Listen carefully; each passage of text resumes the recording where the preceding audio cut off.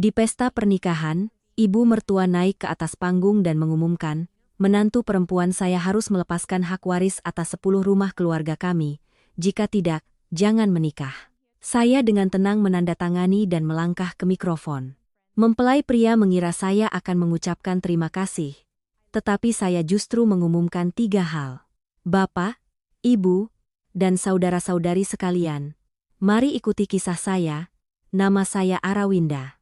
Sampai saat ini, setiap kali saya mengingat hari pernikahan itu, saya masih ingat dengan jelas aroma bunga lili yang ditata di sepanjang jalan. Ingat alunan musik merdu yang mengalun lembut seperti asap. Ingat gugusan lampu kristal di langit-langit aula pernikahan yang berkilauan. Dan lebih dari itu, saya ingat perasaan dingin yang menjalar di punggung saya ketika calon ibu mertua saya naik ke atas panggung, memegang setumpuk kertas tebal dan tersenyum seolah-olah akan mengucapkan selamat yang indah. Hari itu, saya mengenakan gaun pengantin putih, berdiri di samping Baskara, pria yang telah saya cintai selama 3 tahun. 3 tahun itu tidak lama dibandingkan dengan seumur hidup, tetapi cukup bagi seorang gadis seperti saya untuk percaya bahwa saya memahami pria di hadapan saya, percaya bahwa selama kami berdua tulus, semua rintangan di luar sana akan berlalu. Saya lahir di keluarga biasa di Surabaya. Ayah saya, Pak Tirtayasa, telah bekerja sebagai montir hampir sepanjang hidupnya. Ibu saya, Ibu Ratna, memiliki warung kecil di depan rumah. Saya tumbuh dari hari-hari menabung setiap rupiah, belajar dengan baik, dan berhasil mendirikan perusahaan sendiri dengan keringat dan malam-malam tanpa tidur. Namun, selama berpacaran dengan Baskara, saya tidak pernah menggunakan uang untuk mengukur hati seseorang. Saya juga tidak ingin orang tua saya khawatir. Jadi, kepada keluarga calon suami saya hanya memberitahu mereka bahwa saya adalah seorang gadis dengan pekerjaan yang stabil dan berasal dari keluarga yang baik. Tapi keluarga Baskara berbeda. Ibunya, Ibu Wulandari, adalah tipe wanita yang sangat pandai membuat orang lain percaya bahwa dia elegan, berpengetahuan luas, dan baik hati. Dia berbicara dengan lembut, berpakaian rapi, dan tersenyum kepada semua orang. Setiap kali datang ke rumah saya, dia selalu membawa hadiah dan bertanya kabar orang tua saya, selalu mengatakan bahwa yang penting kedua anak saling mencintai, orang tua tidak mengharapkan apa-apa lagi. Karena itu, meskipun kadang-kadang saya melihat sesuatu yang sulit dijelaskan di matanya, seperti pengawasan yang ditutupi senyuman, saya tetap mencoba berpikir bahwa mungkin saya terlalu sensitif. Sampai hari pernikahan, tamu yang datang sangat ramai. Kerabat dari kedua belah pihak memenuhi hampir seluruh aula, teman-teman, rekan bisnis, tetangga, dan kenalan lama orang tua saya juga hadir. Ibu saya duduk di barisan depan, matanya memerah karena terharu.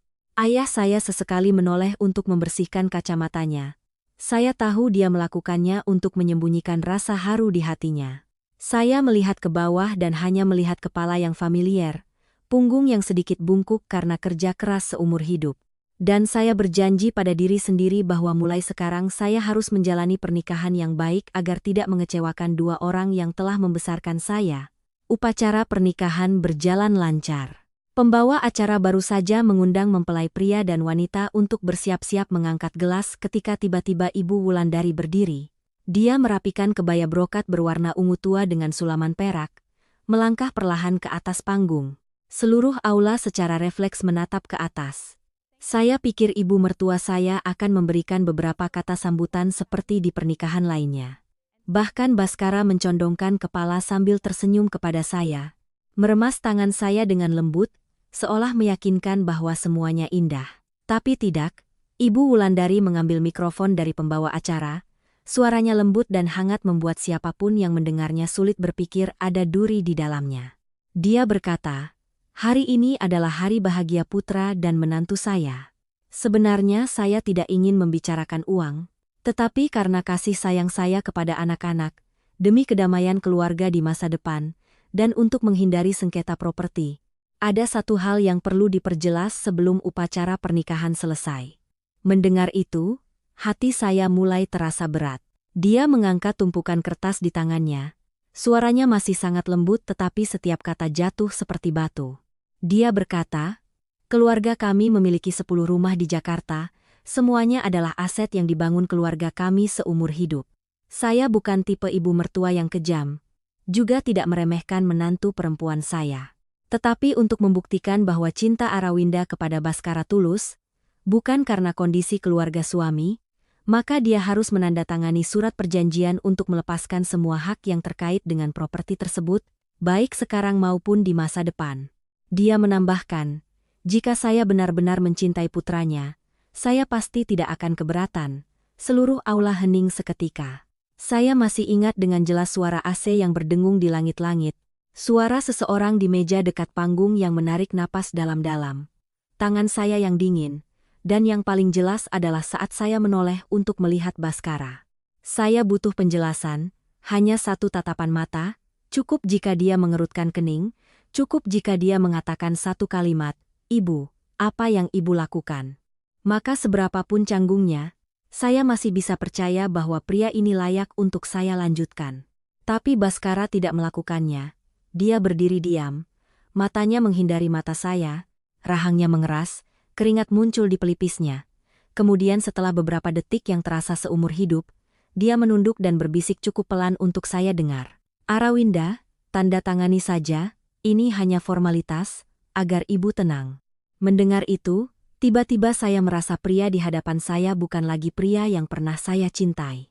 Selama 3 tahun kami berpacaran, saya telah menemaninya melewati masa-masa tersulit. Saat bisnisnya gagal dan utangnya menumpuk, saya diam-diam membantunya bangkit. Saat perusahaannya hampir tidak bisa mendapatkan modal, saya adalah orang yang begadang semalaman bersamanya untuk meninjau kontrak, menghitung setiap pengeluaran. Saya tidak pernah mengungkitnya, juga tidak pernah membuatnya merasa berutang budi. Karena saat itu saya berpikir jika sudah cinta, kita harus saling mendukung di saat terlemah. Namun di hari pernikahan, di hadapan begitu banyak orang, dia membiarkan ibunya memberi saya selembar kertas yang seperti vonis lalu menyuruh saya menandatanganinya, seolah-olah harga diri saya tidak berarti apa-apa selain 2 kata formalitas. Ibu Wulandari melihat saya diam lalu melembutkan suaranya lagi. Terdengar sangat membujuk. Dia berkata, "Jangan terlalu dipikirkan, nak. Ibu melakukan ini demi kebaikan kalian berdua. Orang dalam satu rumah harus jelas dalam segala hal. Setelah kamu tanda tangan, mulai sekarang ibu akan menganggapmu seperti anak kandung sendiri." Beberapa tawa kecil terdengar dari meja kerabat pihak pria. Seseorang menyesap teh, bersandar seolah sedang menonton pertunjukan yang menyenangkan. Seseorang sudah mengangkat ponsel untuk merekam. Saya samar-samar mendengar kalimat yang sangat kecil namun seperti pisau menusuk telinga saya. Gadis ini beruntung sekali. Hanya dengan satu tanda tangan bisa masuk ke keluarga kaya. Saya melihat ke barisan tempat orang tua saya duduk. Ibu saya duduk kaku. Kedua tangannya saling menggenggam hingga memutih. Ayah saya menahan amarah hingga urat di pelipisnya menonjol. Saya mengerti betapa marahnya dia. Tetapi dia tetap duduk diam karena hari ini adalah hari pernikahan putrinya. Karena dia takut jika dia berdiri, semuanya akan hancur di depan mata anaknya. Saat itulah saya tiba-tiba menjadi sangat tenang. Saya mengulurkan tangan untuk menerima tumpukan kertas dari Ibu Wulandari. Kertas itu disusun dengan sangat rapi, tidak hanya melepaskan hak waris terkait 10 rumah keluarganya. Di dalamnya juga ada tulisan kecil namun tajam. Setelah menikah, jika ada aset properti atas nama Baskara atau yang dibantu oleh orang tuanya, saya juga tidak boleh menuntutnya. Jika bercerai, saya secara sukarela pergi dengan tangan kosong. Jika timbul kewajiban keuangan dalam pernikahan, saya bertanggung jawab untuk menanggungnya bersama. Semakin saya membaca, semakin dingin hati saya. Ini bukan tindakan impulsif, ini adalah jebakan yang telah disiapkan sebelumnya. Dan yang paling menyakitkan bagi saya bukanlah betapa jahatnya surat itu, tetapi di halaman terakhir sudah ada tanda tangan Baskara, tertanggal kemarin, yang berarti dia tahu segalanya. Dia tidak dipaksa ibunya di menit terakhir. Dia adalah orang yang telah setuju sebelumnya, hanya menunggu hari ini untuk melihat saya dihadapkan pada kerumunan untuk diuji, untuk dipaksa, untuk melihat apakah saya akan patuh masuk ke dalam sangkar yang telah mereka siapkan. Saya mendengar sesuatu di kepala saya seperti patah. Ibu Wulandari memberi saya pulpen. Suaranya masih selembut air. Tanda tangani, nak, jangan biarkan para tamu menunggu. Baskara mendekat, tersenyum paksa, nurutan ya, sayang, setelah hari ini semuanya akan kembali normal. Bagaimana bisa normal lagi? Seorang pria yang benar-benar mencintai pasangannya tidak akan pernah membiarkannya dipermalukan seperti ini di depan umum.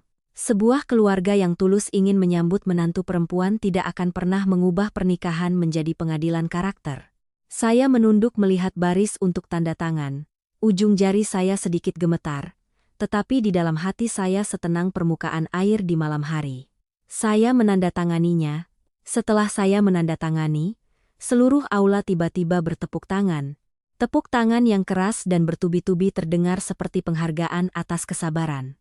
Ibu Wulandari tersenyum puas, dengan cepat mengambil kembali tumpukan kertas itu, sementara Baskara terlihat lega. Mungkin di mata mereka saya telah menerima, saya telah menyerah, saya telah patuh masuk ke dalam peran menantu yang penurut yang mereka inginkan. Tapi mereka salah. Karena setelah menandatangani, saya tidak kembali berdiri di samping Baskara. Saya mengambil napas dalam-dalam, merapikan gaun pengantin saya, lalu berjalan lurus ke mikrofon yang diletakkan di mimbar sebelah kiri panggung.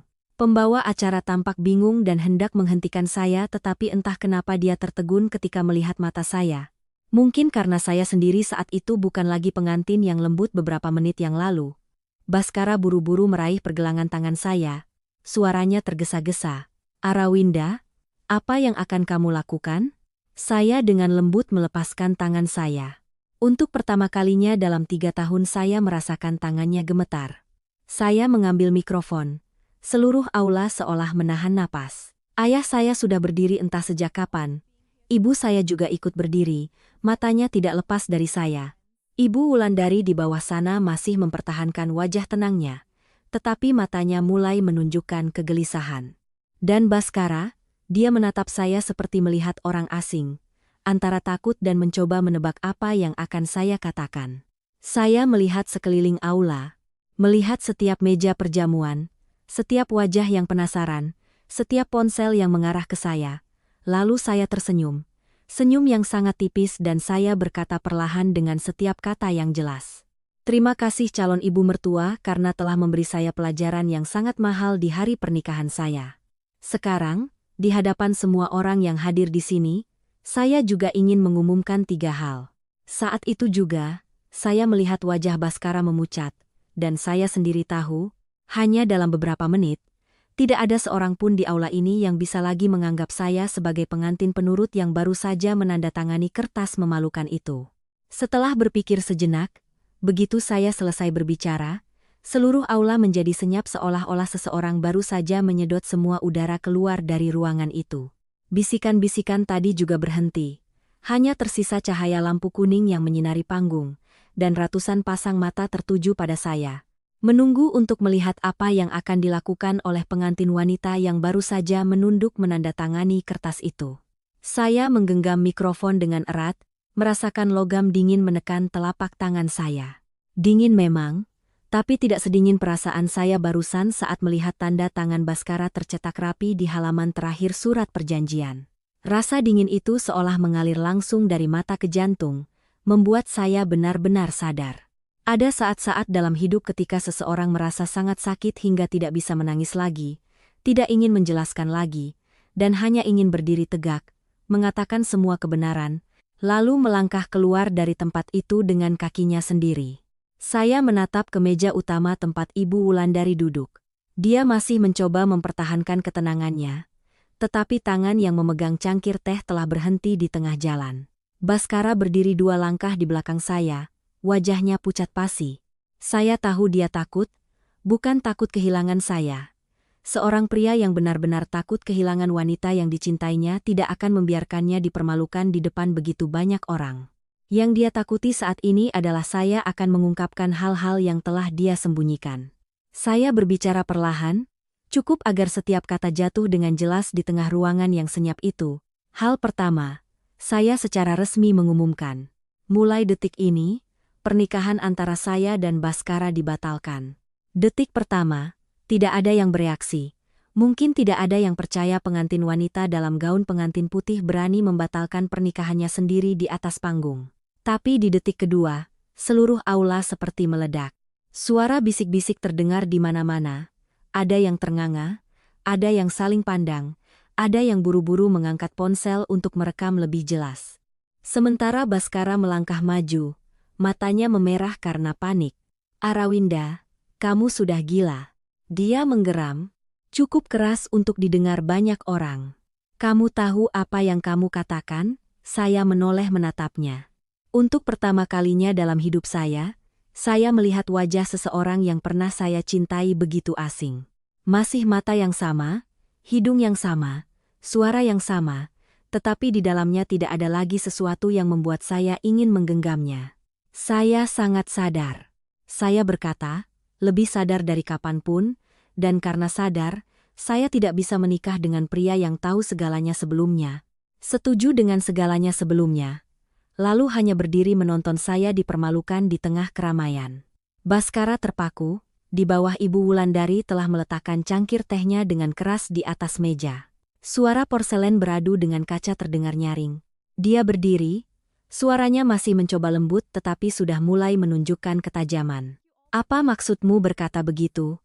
Ibu melakukan semuanya hanya demi masa depan kalian berdua. Selembar kertas saja kamu tidak bisa memahami penderitaan seorang ibu?" Saya menatapnya. Hati saya terasa sangat tenang. "Saya mengerti, tentu saja." Saya menjawab. "Saya mengerti dengan sangat baik. Ibu takut saya mendekati Baskara karena uang. Ibu takut saya akan merebut harta keluarga ibu nanti. Ibu takut menantu perempuan yang masuk ke rumah ibu tidak berada dalam kendali ibu. Karena itu, ibu memilih tepat di hari pernikahan, tepat di saat semua kerabat dan teman berkumpul, memberikan saya surat perjanjian yang telah disiapkan sebelumnya agar jika saya tidak menandatangani, saya akan dicap serakah, dan jika saya menandatangani, ibu bisa membuktikan kepada semua orang bahwa ibu lebih unggul." Begitu saya selesai berbicara, wajah Ibu Wulandari berubah. Beberapa orang dari pihak keluarga pria saling pandang, berdeham beberapa kali seolah menutupi rasa malu. Tapi saya tahu saat ini belum ada yang berani angkat bicara. Semua orang ingin mendengar apa lagi yang akan saya katakan. Baskara melangkah maju lagi, suaranya merendah seolah membujuk. "Arawinda, kalau ada apa-apa kita bicarakan di rumah. Jangan perbesar masalah di sini." Banyak orang yang melihat. Saya tertawa. Tawa itu tidak bahagia, juga tidak lagi pahit. Hanya seperti seseorang yang baru menyadari telah salah menaruh kepercayaan pada tempat yang tidak pantas. "Saat kamu sudah menandatangani kertas itu dari kemarin, apakah kamu berpikir akan ada berapa banyak orang yang melihat saya hari ini?" Saya bertanya. "Saat kamu bilang tanda tangani saja, ini hanya formalitas. Apakah kamu memikirkan orang tua saya yang duduk di bawah sana? Atau di kepalamu saat itu hanya ada satu hal, yaitu bagaimana menjaga kedamaian rumahmu sendiri?" Pertanyaan itu seperti tebasan pedang yang mengupas segalanya. Baskara membuka mulut hendak berbicara tetapi tidak bisa berkata-kata. Saya menoleh ke arah orang tua saya. Ayah saya berdiri tegak, matanya merah tetapi bersinar tajam. Ibu saya sudah menutup mulutnya dengan tangan entah sejak kapan, mungkin untuk menahan isak tangis. Saya tahu saya tidak boleh lemah lagi. Jika hari ini saya mundur, seumur hidup saya harus hidup menunduk. Saya mendekatkan mikrofon, melanjutkan. "Hal kedua, saya juga ingin menegaskan di hadapan semua orang bahwa saya tidak memasuki pernikahan ini dengan tangan kosong seperti yang keluarga mempelai pria pikirkan." Seketika, banyak tatapan berubah. Suasana penasaran di aula meningkat drastis. Ada yang mencondongkan tubuh ke arah panggung, ada yang berbisik. "Apa maksudnya?" Sementara Ibu Wulandari menyipitkan mata menatap saya. Ekspresinya antara waspada dan meremehkan, seolah dia percaya saya hanya mencoba menyelamatkan muka dengan beberapa kata-kata keras. Saya perlahan membuka tas tangan yang diletakkan di meja dekat mimbar.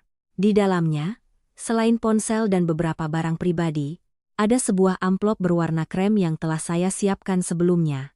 Mengatakan disiapkan sebelumnya juga tidak sepenuhnya benar. Sebenarnya itu adalah hadiah pernikahan yang ingin saya berikan kepada Baskara di akhir acara sebagai kejutan. Hanya saja saya tidak pernah berpikir harus mengumumkannya dalam situasi seperti ini. Saya mengeluarkan amplop itu. Seluruh aula begitu hening hingga suara kertas bergesekan terdengar.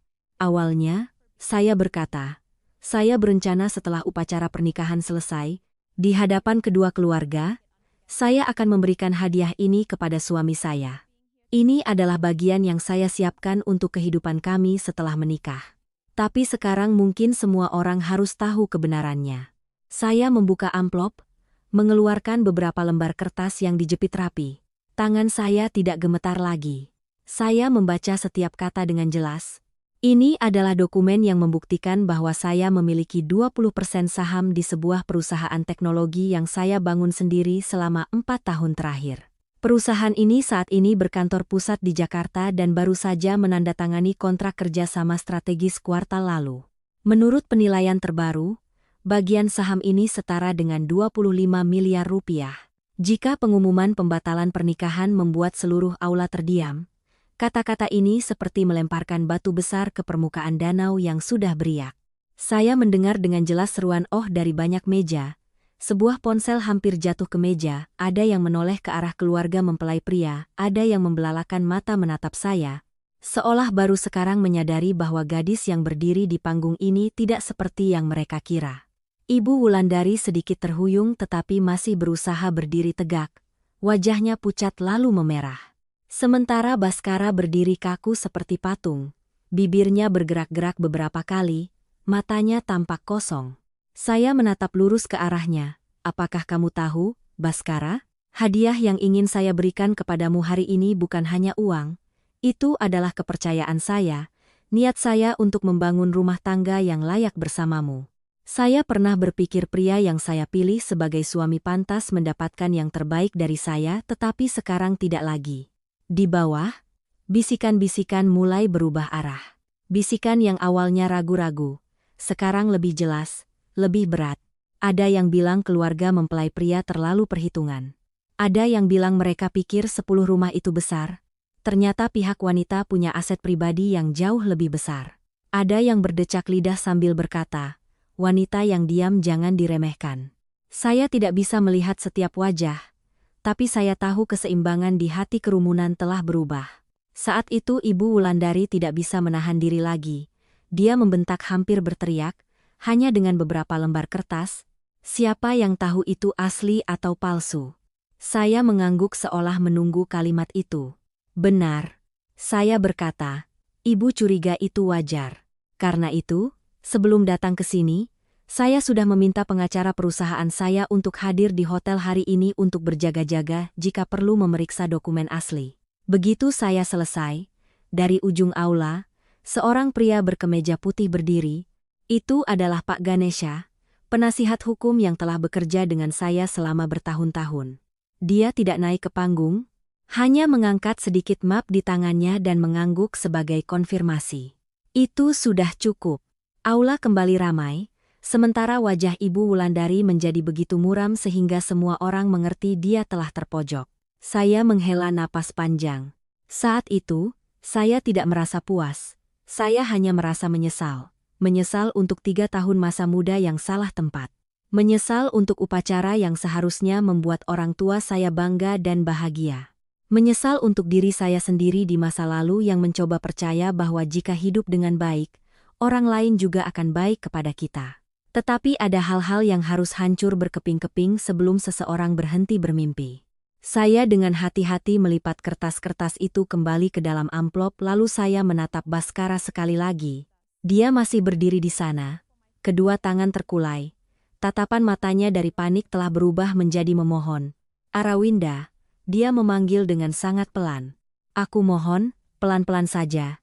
Jangan lakukan ini, aku salah. Suara itu, jika sebulan yang lalu, mungkin akan membuat saya luluh, tetapi hari ini hanya membuat saya lelah. Karena seorang pria yang benar-benar tahu kesalahannya, tidak akan menunggu sampai keadaan berbalik baru meminta maaf. Penyesalan yang datang setelah keuntungan runtuh, seringkali bukan lagi penyesalan, melainkan hanya penyesalan atas kehilangan materi.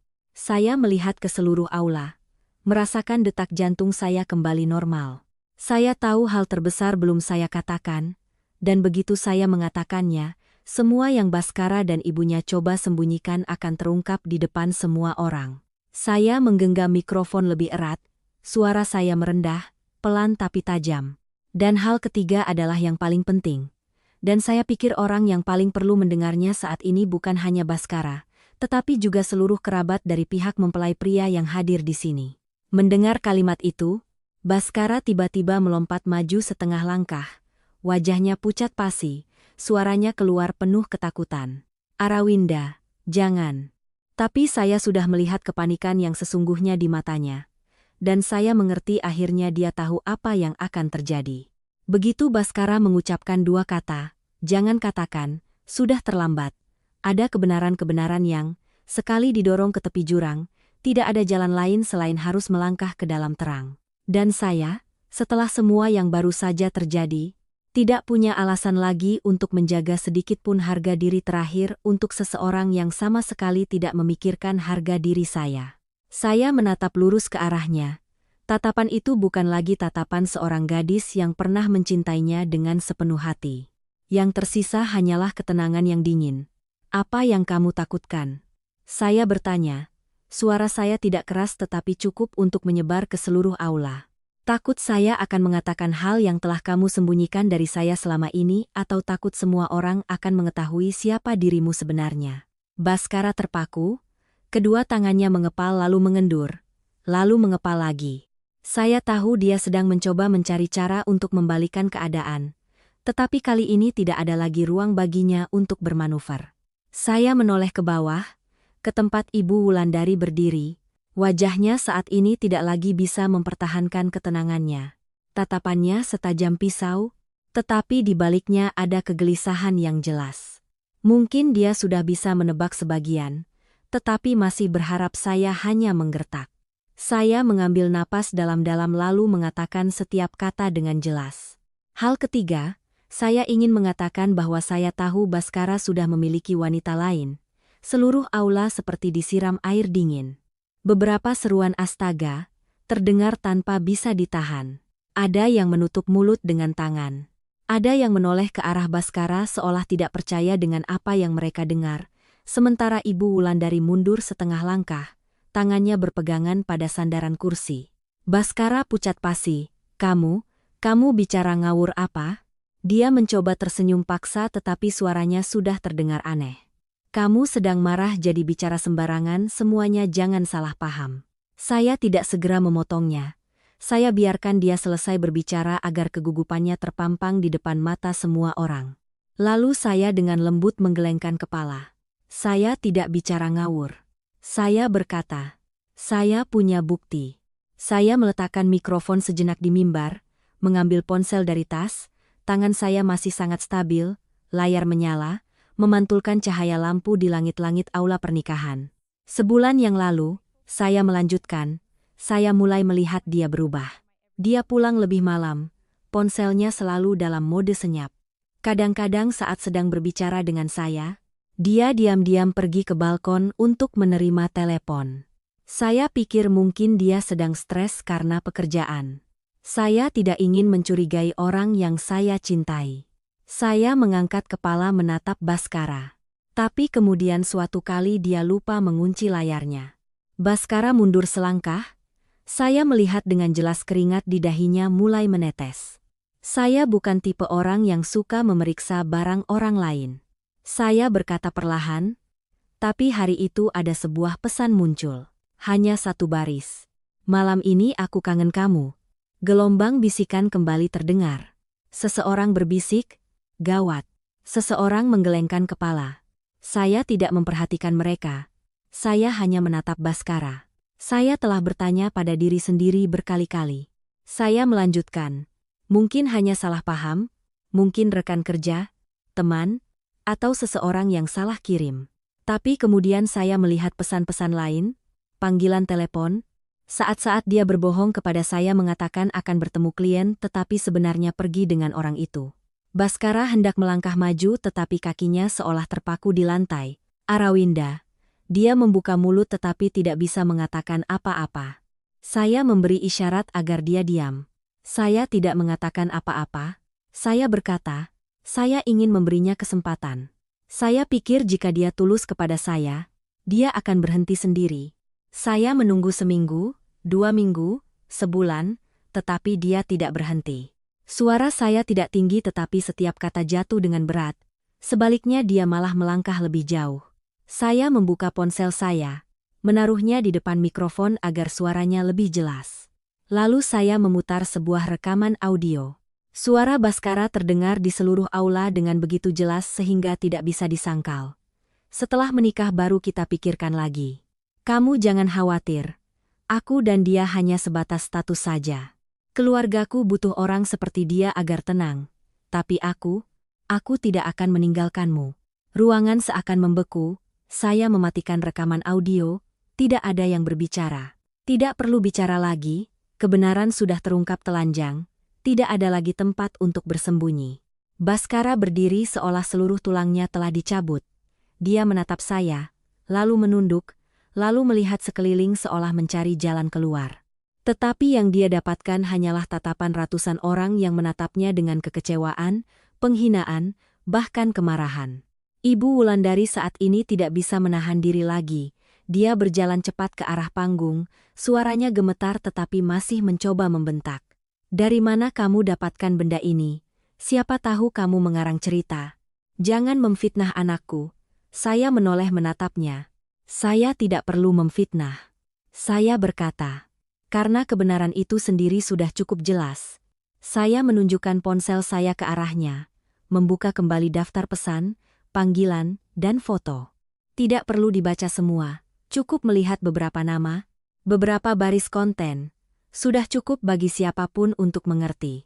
Ibu Wulandari melihatnya lalu memalingkan muka. Wajahnya pucat pasi. Baskara tiba-tiba berlutut, tindakan itu membuat seluruh aula terkejut sekali lagi. Arawinda, aku mohon. Dia berkata dengan suara pecah. Aku salah. Aku benar-benar salah. Aku hanya khilaf. Aku tidak berpikir semuanya akan menjadi seperti ini. Maafkan aku. Bisakah kita mulai lagi? Saya melihat pria yang sedang berlutut di hadapan saya. Dulu saya pernah berpikir jika dia mau merendahkan diri seperti ini untuk saya tidak akan pernah meninggalkannya. Tapi sekarang, ketika itu benar-benar terjadi, saya tidak merasakan apa-apa. Tidak sakit, tidak benci, hanya hampa. Saya tidak butuh kamu berlutut. Saya berkata pelan. Saya butuh kamu jujur dari awal. Tetapi saya tidak bisa melakukannya. Baskara menundukkan kepalanya. Bahunya terguncang. Saya menoleh ke arah orang tua saya. Ayah saya berdiri tegak. Tatapannya sudah melembut. Ibu saya sedang menyeka air mata. Tetapi di matanya, saya tidak lagi melihat kekhawatiran, melainkan sesuatu yang seperti kebanggaan. Hanya dengan itu, saya tahu saya telah melakukan hal yang benar. Saya kembali mengambil mikrofon untuk terakhir kalinya. Hari ini saya kehilangan sebuah pernikahan, tetapi saya mempertahankan harga diri saya. Saya tidak butuh 10 rumah milik siapapun. Saya lebih tidak butuh seorang suami yang tidak jujur. Saya melihat ke seluruh aula, suara saya melambat. Dan bagi mereka yang berpikir bahwa wanita harus sabar untuk mempertahankan pernikahan, saya hanya ingin mengatakan satu hal, sabar bukanlah menunduk menerima perlakuan buruk. Cinta jika tanpa rasa hormat hanyalah cangkang kosong. Tidak ada yang bertepuk tangan tetapi keheningan saat ini lebih berat daripada tepuk tangan manapun. Saya meletakkan mikrofon lalu berbalik dan melangkah turun dari panggung. Gaun pengantin yang panjang terseret lembut di lantai. Setiap langkah, saya merasa sedikit lebih ringan. Seolah-olah beban terberat telah ditinggalkan di belakang. Ketika saya melewati barisan depan, ayah saya melangkah maju dan meletakkan tangannya di bahu saya. Ayo pulang, nak. Dia berkata, suaranya dalam dan mantap. Saya mengangguk. Ibu saya meraih tangan saya, meremasnya dengan lembut, tidak perlu berkata apa-apa lagi. Di belakang saya mendengar keributan mulai meningkat, suara panggilan, suara tuduhan, suara perdebatan, tetapi semuanya sudah tidak ada hubungannya lagi dengan saya. Karena saya tahu mulai saat ini, hidup saya akan berbelok ke arah yang berbeda, arah yang saya pilih sendiri. Saya melangkah keluar dari aula pernikahan tanpa menoleh ke belakang. Pintu kaca di belakang tertutup, memblokir semua suara kacau yang tersisa di dalam. Panggilan-panggilan yang menyusul, perdebatan, bahkan suara Ibu Wulandari yang membentak atau suara Baskara yang parau karena panik. Semuanya tertinggal di balik pintu itu seperti sebuah babak kehidupan yang baru saja ditutup. Di luar, hari sudah mulai sore. Sinar matahari keemasan terhampar di halaman, memantul pada gaun pengantin putih saya, membuat saya merasa seolah-olah sedang berdiri di tengah mimpi yang baru saja berakhir. Angin berhembus lembut membawa aroma bunga dari rangkaian dekorasi di sepanjang jalan. Segalanya masih seindah saat saya masuk beberapa jam yang lalu, hanya hati manusia yang telah berubah. Ibu saya masih memegang tangan saya dengan sangat erat. Tangannya yang kecil dan kurus saat ini terasa lebih hangat dan lebih kokoh dari apapun. Saya tahu sejak saya mengucapkan kata-kata itu di panggung, dia telah menahan diri begitu kuat agar tidak menangis.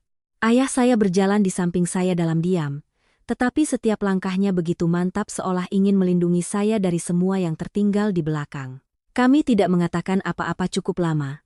Sampai kami tiba di tempat parkir, ayah saya baru berhenti. Dia menoleh menatap saya, matanya tidak lagi marah, juga tidak tegang seperti di dalam aula, yang tersisa hanyalah ketenangan yang sangat dalam. "Apakah kamu menyesal?" Dia bertanya. Pertanyaan itu membuat saya berhenti sejenak. Menyesal? Saya melihat ke bawah pada gaun pengantin saya, melihat lapisan renda putih bersih yang bahkan belum sempat kotor. Sebuah pernikahan yang gagal, hubungan 3 tahun yang berakhir dalam beberapa menit, sebuah keputusan yang mengguncang seluruh aula. Jika mengatakan tidak menyesal, mungkin tidak sepenuhnya benar. Karena di dalam hati saya masih ada sebuah kekosongan. Kekosongan dari hari-hari yang pernah penuh percaya, penuh harapan, pernah berpikir akan berjalan bersama seseorang sampai akhir hayat. Tetapi jika ditanya apakah saya ingin kembali untuk memilih jalan yang berbeda, jawabannya adalah tidak. Saya mengangkat kepala menatap lurus ke arah ayah.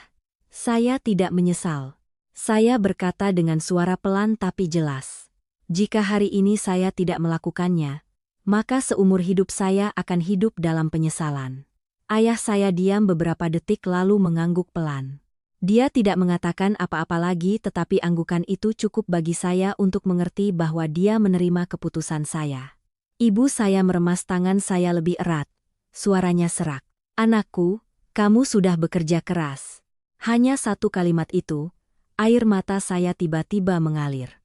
Saya tidak menangis di atas panggung, tidak menangis saat menandatangani kertas itu, tidak menangis saat mendengar rekaman audio diputar di tengah ratusan orang. Tetapi ketika mendengar ibu mengatakan kalimat itu, semua emosi yang terpendam tiba-tiba pecah. Saya memeluknya. "Maafkan saya, Bu." Saya berbisik, "Minta maaf untuk apa?" Ibu saya menggelengkan kepala, tangannya menepuk punggung saya dengan lembut. "Kamu melakukan hal yang benar, Ibu hanya kasihan padamu." Ayah saya berpaling, pura-pura memeriksa sesuatu di mobil, tetapi saya tahu dia juga sedang mencoba menyembunyikan emosinya. Kami masuk ke dalam mobil, mobil itu mulai berjalan, meninggalkan hotel.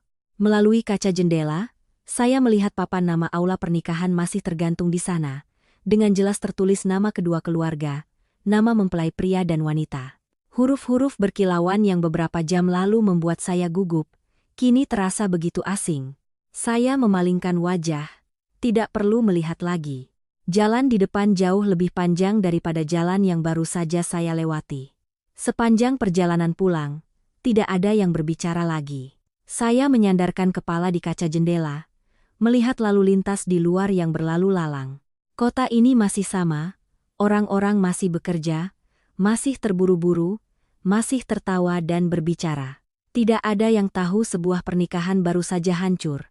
Tidak ada yang tahu seorang pengantin wanita baru saja meninggalkan panggungnya sendiri. Hidup memang seperti itu.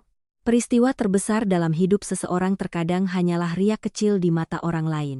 Mobil berhenti di depan rumah yang familiar dengan teras rendahnya, dengan pot bunga kertas yang ibu tanam beberapa tahun lalu, dengan meja kayu tempat ayah saya biasa duduk memperbaiki barang. Segalanya masih sama seperti hari saya pergi untuk bersiap-siap menikah. Hanya saya yang tidak lagi sama. Saya turun dari mobil, gaun pengantin yang merepotkan terseret di lantai semen. Tetapi saya tidak repot-repot mengangkatnya lagi.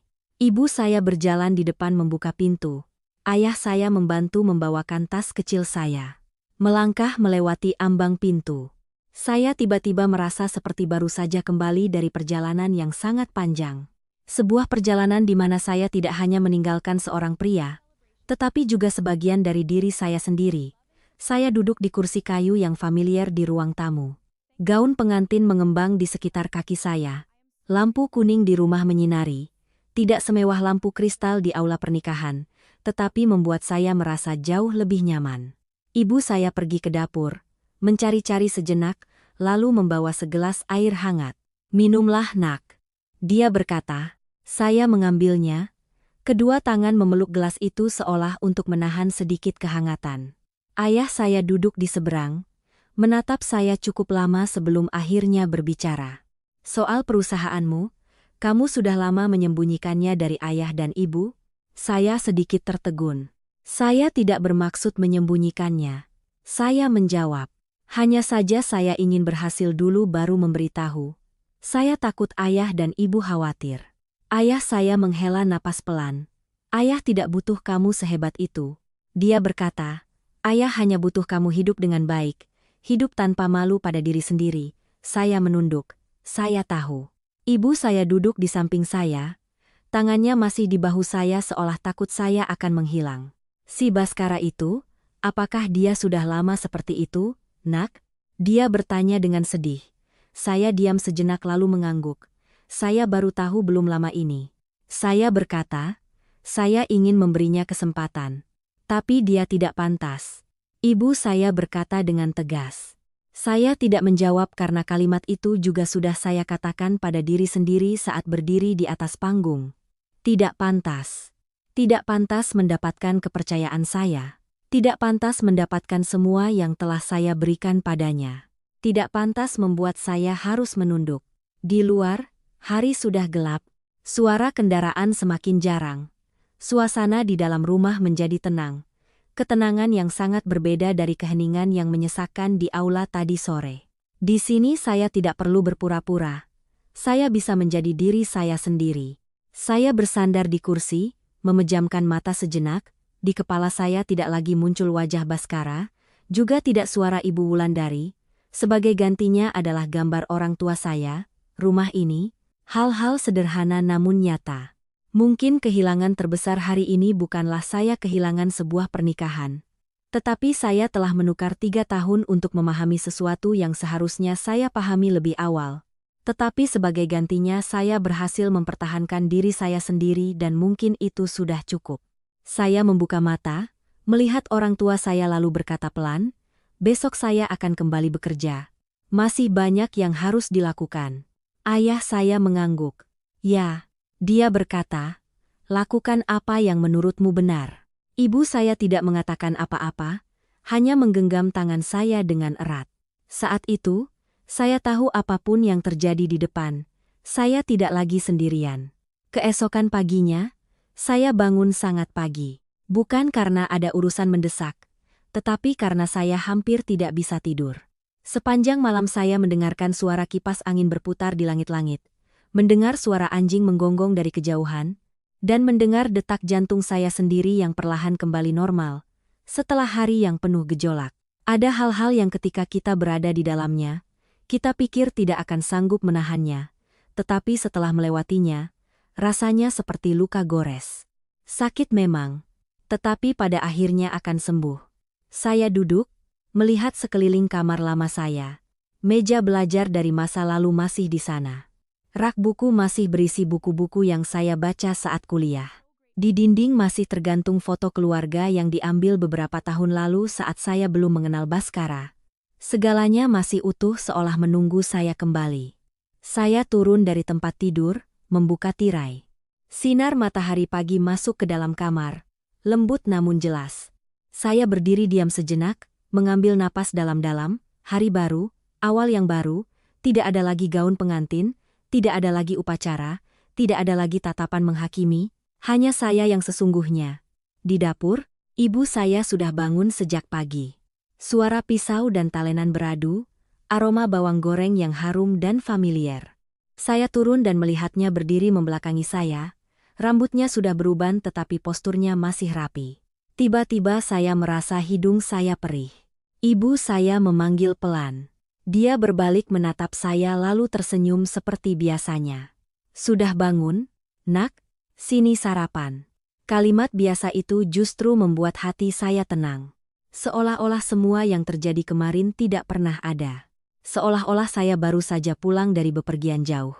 Saya duduk di meja, ibu meletakkan semangkuk mie panas di depan saya. Di atasnya ada telur, sayuran, dan beberapa potong daging tipis. Sederhana. Tetapi ini adalah sesuatu yang belum saya makan dengan benar selama hari-hari persiapan pernikahan. Makanlah, nak.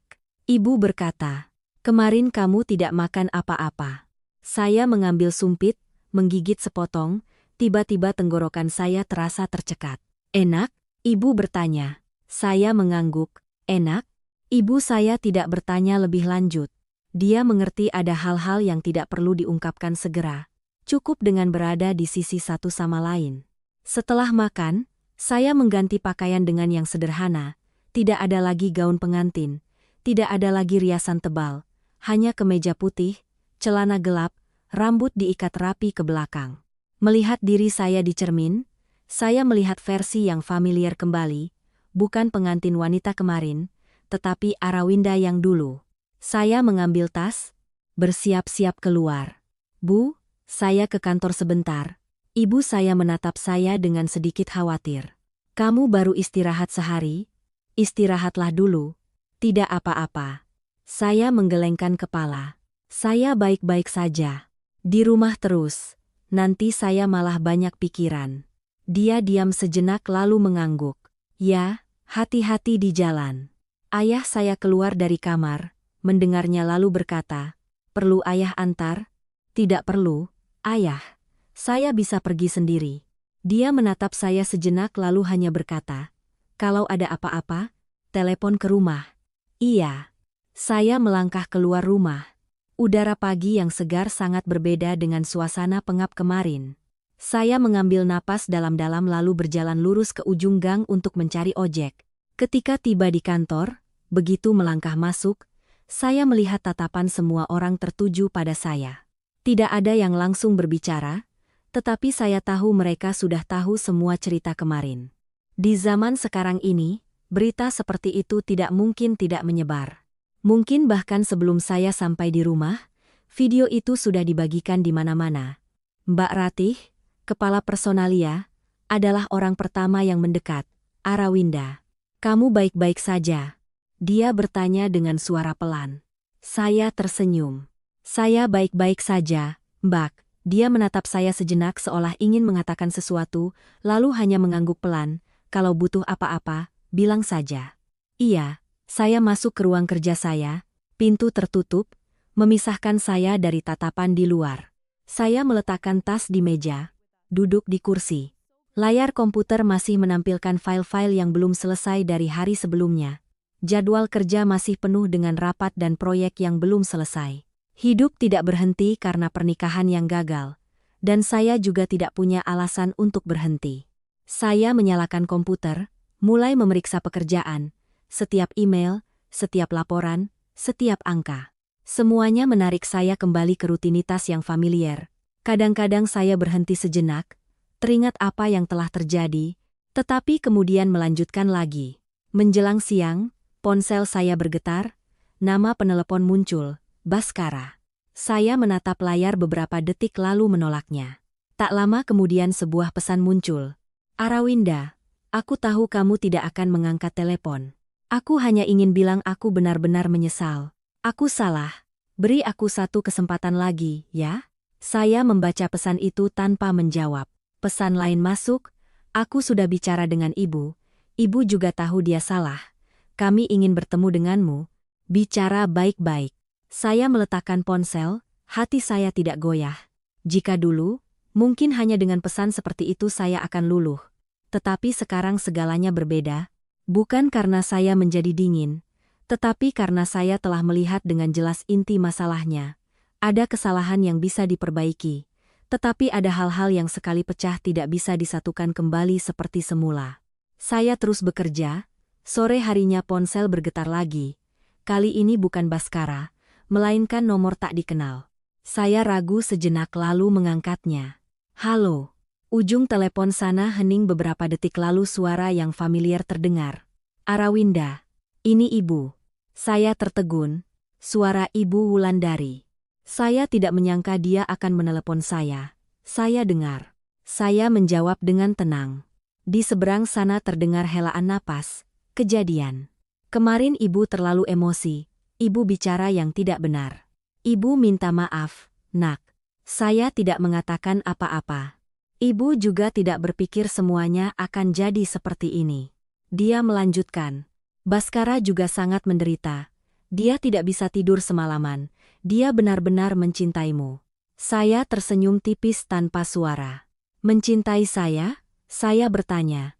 Jika mencintai, dia tidak akan membiarkan saya berdiri sendirian di atas panggung kemarin. Di seberang sana hening.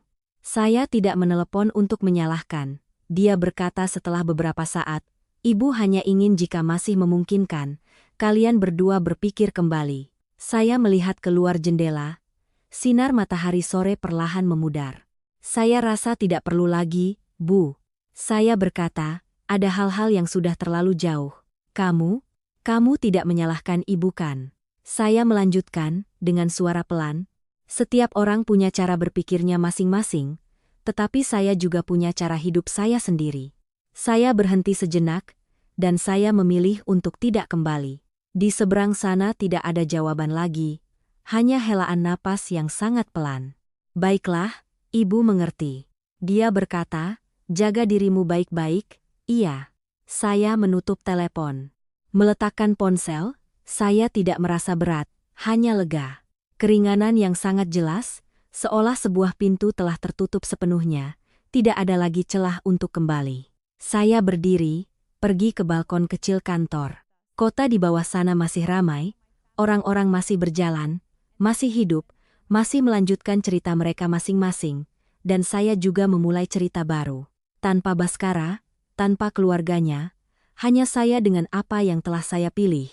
Saya bersandar di pagar, melihat ke kejauhan lalu berkata dalam hati, cerita ini benar-benar sudah berakhir. Dan kali ini saya tahu saya tidak membohongi diri sendiri lagi. Hari-hari setelah itu berlalu lebih cepat dari yang saya kira, bukan karena segalanya menjadi mudah, tetapi karena saya tidak mengizinkan diri saya berhenti terlalu lama untuk mengenang. Pekerjaan menyibukkan saya, rapat-rapat yang berlanjut, rencana-rencana yang perlu diselesaikan, angka-angka yang harus dikontrol.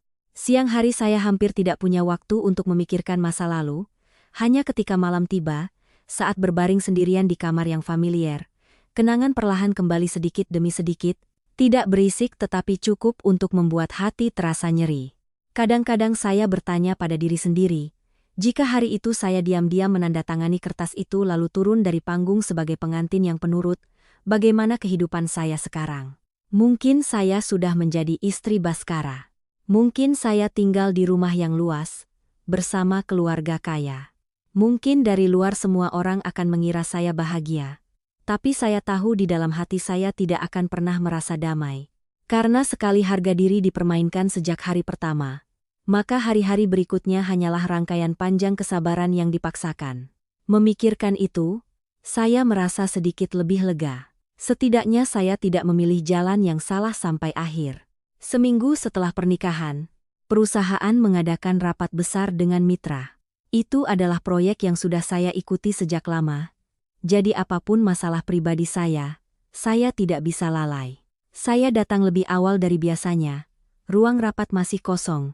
Saya membuka laptop, memeriksa kembali presentasi untuk terakhir kalinya. Segalanya sudah disiapkan dengan matang tetapi saya masih ingin memastikan tidak ada kesalahan. Sekitar setengah jam kemudian, semua orang mulai masuk. Mbak Ratih duduk di samping saya, bertanya pelan. Baik-baik saja, kan? Saya mengangguk. Baik. Dia menatap saya, matanya seolah ingin memeriksa apakah saya sedang berpura-pura kuat. Tapi kemudian dia tidak bertanya lebih lanjut, hanya menepuk bahu saya dengan lembut. Rapat dimulai, saya berdiri untuk presentasi. Suara saya datar dan jelas. Setiap angka, setiap rencana disajikan dengan runtut. Selama hampir 1 jam, Saya hampir melupakan segalanya selain pekerjaan. Tidak ada lagi Arawinda di pernikahan hari itu, tidak ada lagi tatapan tajam, tidak ada lagi penilaian, yang ada hanyalah Arawinda di tempat kerja, dengan tanggung jawab, dengan semua yang telah saya bangun dengan tangan saya sendiri. Ketika saya selesai, pihak mitra mengangguk puas. Salah satu dari mereka berkata, "Ibu Arawinda bekerja dengan sangat teliti, kami percaya pada proyek ini." Saya menunduk berterima kasih. Saat itu, saya merasa telah mendapatkan kembali sebagian dari diri saya. Bukan sebagai pengantin yang dipermalukan, tetapi sebagai wanita yang bisa berdiri teguh dengan kemampuannya sendiri. Rapat berakhir dengan suasana yang cukup baik. Semua orang perlahan pergi. Saya merapikan dokumen bersiap kembali ke ruangan ketika ponsel saya bergetar lagi. Kali ini bukan nomor asing, melainkan nama yang tidak saya duga. Laras, gadis dalam pesan teks hari itu. Saya menatap layar beberapa detik lalu mengangkatnya. "Halo?" Di seberang sana hening sejenak lalu suara seorang gadis terdengar, kecil tapi jelas. "Kakak ini Kak Arawinda, kan?" Saya menjawab, "Saya Laras." Saya tidak terkejut. Mungkin setelah semua yang terjadi, dia mencari saya hanyalah masalah waktu. "Saya ingin bertemu kakak." Dia melanjutkan, "Bisakah kakak meluangkan sedikit waktu untuk saya?" Saya bersandar di kursi. Dalam hati tidak ada kemarahan. Juga tidak ada rasa penasaran yang berlebihan. Hanya ketenangan. "Boleh." Saya berkata, "Sore ini jam 3 di kafe dekat kantor saya." "Baik, terima kasih kak." Saya menutup telepon. Mbak Ratih yang berdiri di dekatnya menatap saya dan bertanya, "Siapa itu?" "Mantan selingkuhan calon suami saya." Saya menjawab langsung. Dia tertegun sejenak lalu menghela napas. "Kamu masih mau bertemu?" "Sedikit penasaran saja," saya berkata. "Lagi pula ada hal-hal yang sebaiknya didengar dari kedua belah pihak." Dia mengangguk, "Hati-hati ya, kamu tahu kan." Jam 3 sore, saya sudah berada di kafe. Kafe itu tidak ramai, sudut yang tenang, musik lembut. Saya memilih meja dekat jendela. Sekitar 10 menit kemudian, Laras masuk. Gadis itu beberapa tahun lebih muda dari saya, mengenakan gaun sederhana, wajahnya tidak banyak riasan, sekilas bukan tipe yang terlalu menonjol, tetapi matanya menunjukkan sedikit kegelisahan. Dia melihat sekeliling, melihat saya lalu mendekat. "Kak Arawinda, silakan duduk," saya berkata. Dia duduk, kedua tangan di atas meja saling bertautan. Hening sejenak lalu dia yang memulai. "Saya minta maaf." Saya menatapnya. "Minta maaf? Untuk apa?" "Soal saya dan Mas Baskara." Dia berkata, suaranya sedikit gemetar. "Saya tidak tahu semuanya akan jadi seperti ini." Saya tidak segera menjawab. Saya hanya menatapnya, membiarkannya melanjutkan. "Awalnya saya tidak tahu dia sudah punya pacar." Dia berkata, "Dia bilang kepada saya hubungan kalian hanya sebatas status." Saya percaya, saya tersenyum tipis. "Kalimat ini terdengar familiar ya?" Dia menunduk. "Sampai saya tahu, saya sudah terlalu dalam." Dia berkata, "Saya pikir dia akan memilih saya." "Dan kamu terus melanjutkannya." Saya berkata, dia diam, itu adalah jawabannya. Saya tidak menyalahkan, karena yang paling salah bukanlah dia, melainkan pria yang berdiri di antara dua wanita, mengucapkan kata-kata yang sama, menjanjikan hal-hal yang sama.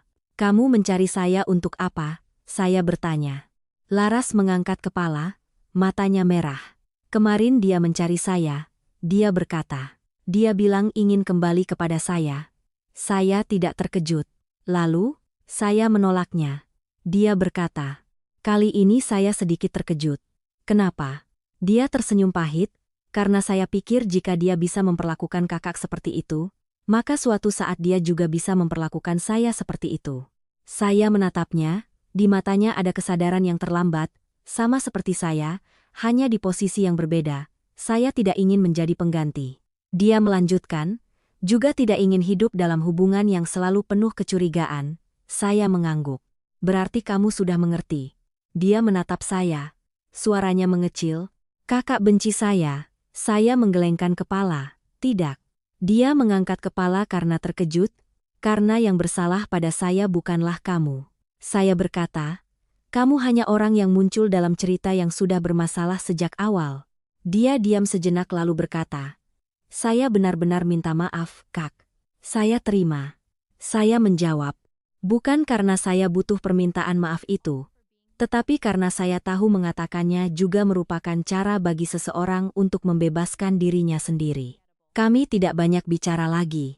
Beberapa saat kemudian Laras berdiri, "Saya tidak akan mengganggu kakak lagi." Dia berkata, "Semoga kakak bertemu dengan orang yang lebih baik nanti." Saya tidak langsung menjawab, saya hanya melihatnya saat dia keluar dari kafe. Sebuah hubungan yang salah berakhir dengan caranya sendiri. Tidak berisik, tidak dramatis, hanya dua wanita, masing-masing belajar pelajaran mereka sendiri. Saya duduk sebentar lagi, secangkir kopi di depan saya sudah dingin, saya menyesapnya, rasa pahit menyebar di lidah. Tetapi tidak nyaman, hanya jelas, seperti segalanya sekarang. Saya berdiri, membayar, lalu melangkah keluar. Langit sudah mulai sore, angin berhembus lembut. Saya berjalan perlahan, dalam hati tidak lagi seberat sebelumnya, hanya tersisa perasaan yang sangat aneh, ringan dan kosong, tetapi kekosongan yang siap untuk memulai kembali. Hari-hari setelah pertemuan dengan Laras, hidup saya perlahan kembali ke ritme yang stabil. Bukan berarti saya sudah melupakan segalanya, tetapi saya tidak lagi membiarkannya menguasai saya. Kenangan tentang Baskara, tentang upacara pernikahan hari itu, sesekali masih muncul, tetapi tidak lagi setajam dulu. Rasanya seperti bekas luka yang masih ada tetapi tidak lagi sakit. Saya lebih banyak tenggelam dalam pekerjaan, bukan untuk melarikan diri, tetapi karena saya menyadari ketika saya berdiri teguh dengan kemampuan saya sendiri, segalanya secara alami menjadi lebih kecil. Kontrak-kontrak baru, rapat-rapat, rencana ekspansi, semuanya membuat saya sibuk tetapi juga membuat saya merasa sedang bergerak maju. Suatu sore ketika saya sedang memeriksa laporan kuartalan, Mbak Ratih mengetuk pintu. "Arawinda, kamu sibuk? Ada yang mau bertemu." Saya mengangkat kepala. "Siapa, Mbak?" Mbak Ratih sedikit ragu. "Ayahnya Baskara." Saya tertegun sejenak. Dari semua orang yang terlibat dalam cerita ini, saya hampir tidak pernah memikirkannya. Pak Dewangga, ayah Baskara. Berbeda dengan Ibu Wulandari, dia adalah orang yang pendiam. Selama saya mengenal Baskara, dia tidak banyak ikut campur, juga tidak menunjukkan sikap yang jelas. Dia selalu menjaga jarak yang sopan tetapi tidak akrab. "Dia ada di mana?" saya bertanya. "Di ruang tamu." Saya diam beberapa detik. "Baiklah, saya segera ke sana." Saya berdiri, merapikan pakaian, lalu melangkah keluar. Ruang tamu perusahaan tidak besar, tetapi cukup tenang. Ketika saya masuk, Pak Dewangga sedang duduk di sofa, kedua tangan di atas lutut, punggungnya sedikit membungkuk. Dia mengenakan kemeja sederhana, terlihat lebih lelah dari terakhir kali saya bertemu. Melihat saya, dia berdiri. "Arawinda, selamat siang, Om." Saya menjawab. Kami duduk berhadapan, hening sejenak. Pak Dewangga yang memulai, "Om minta maaf." Saya sedikit terkejut, bukan karena permintaan maafnya, tetapi karena cara dia mengatakannya. Tidak berbelit-belit, tidak menjelaskan, tidak membela diri, hanya satu kalimat sederhana. "Kenapa Om minta maaf?" Saya bertanya. Dia menghela napas. "Karena Om adalah ayahnya Baskara." Dia berkata, "Dan karena Om tidak menjalankan tanggung jawab sebagai seorang ayah." Saya tidak mengatakan apa-apa. Selama ini, dia melanjutkan, "Om selalu berpikir cukup dengan menyediakan kebutuhan keluarga agar anak-anak tidak kekurangan. Soal mendidik dan membimbing, Om serahkan semuanya pada ibunya." Dia berhenti sejenak, matanya meredup. "Tapi Om salah." Saya menatapnya. Dalam suaranya tidak ada kepura-puraan, hanya kelelahan dan penyesalan. "Om tahu semua yang terjadi hari itu." Dia berkata, "Bukan saat kejadiannya, tapi sejak sebelumnya." Saya sedikit mengerutkan kening. "Om tahu." Dia mengangguk. "Om tahu istri Om menyiapkan surat perjanjian itu." Dia berkata, "Om juga tahu Baskara sudah menandatanganinya lebih dulu. Lalu kenapa Om tidak mencegahnya?" Saya bertanya. Dia diam beberapa detik, "Karena Om pikir itu masalah internal keluarga." Dia berkata, Om pikir semuanya akan baik-baik saja. Om tidak ingin memperbesar masalah. Saya tersenyum tipis. Masalah sebesar itu dan Om pikir akan baik-baik saja. Dia menunduk. Ya, Om salah berpikir. Suasana di antara kami menjadi berat. Om datang ke sini untuk mengatakan apa? Saya bertanya. Dia mengangkat kepala. Om tidak datang untuk meminta kamu kembali pada Baskara. Dia berkata, Om tahu itu tidak mungkin. Saya mengangguk. Om datang hanya untuk mengatakan satu hal. Dia melanjutkan, kamu melakukan hal yang benar. Saya sedikit tertegun. Om tahu apa yang kamu lakukan hari itu membuat keluarga Om malu. Dia berkata, tapi jika itu putri Om juga ingin dia melakukan hal yang sama. Kalimat itu membuat saya terdiam. Kamu tidak salah. Dia menambahkan, yang salah adalah keluarga Om. Saya menatapnya, tidak tahu harus berkata apa. Karena kata-kata ini tidak pernah saya duga akan saya dengar dari pihak keluarga mereka. Baskara sedang dalam kondisi yang buruk. Dia melanjutkan, pekerjaannya juga terpengaruh. Mitra mulai ragu. Teman-teman menghindar. Dia hampir tidak keluar rumah beberapa hari ini. Saya tidak bereaksi. Bukan karena saya tidak peduli, tetapi karena saya tahu itu adalah konsekuensi dari apa yang telah dia lakukan. Tidak ada yang menyebabkannya selain dirinya sendiri. Om tidak membelanya, dia berkata. Tapi Om ingin kamu tahu dia juga sedang menanggung akibatnya. Saya mengangguk. Saya mengerti. Dia menatap saya sejenak lalu berkata, Om hanya berharap setelah ini kamu tidak kehilangan kepercayaan pada orang lain. Kalimat itu membuat saya berhenti sejenak, karena itu adalah hal yang telah saya pikirkan tetapi belum berani saya hadapi. Saya melihat keluar jendela, sinar matahari sore menyinari ruangan. Untuk saat ini, saya belum memikirkan hal itu. Saya berkata, saya hanya ingin menjalani hidup saya dengan baik terlebih dahulu. Dia mengangguk. Itu bagus. Kami diam sejenak lagi lalu dia berdiri. Om tidak akan mengganggumu lagi.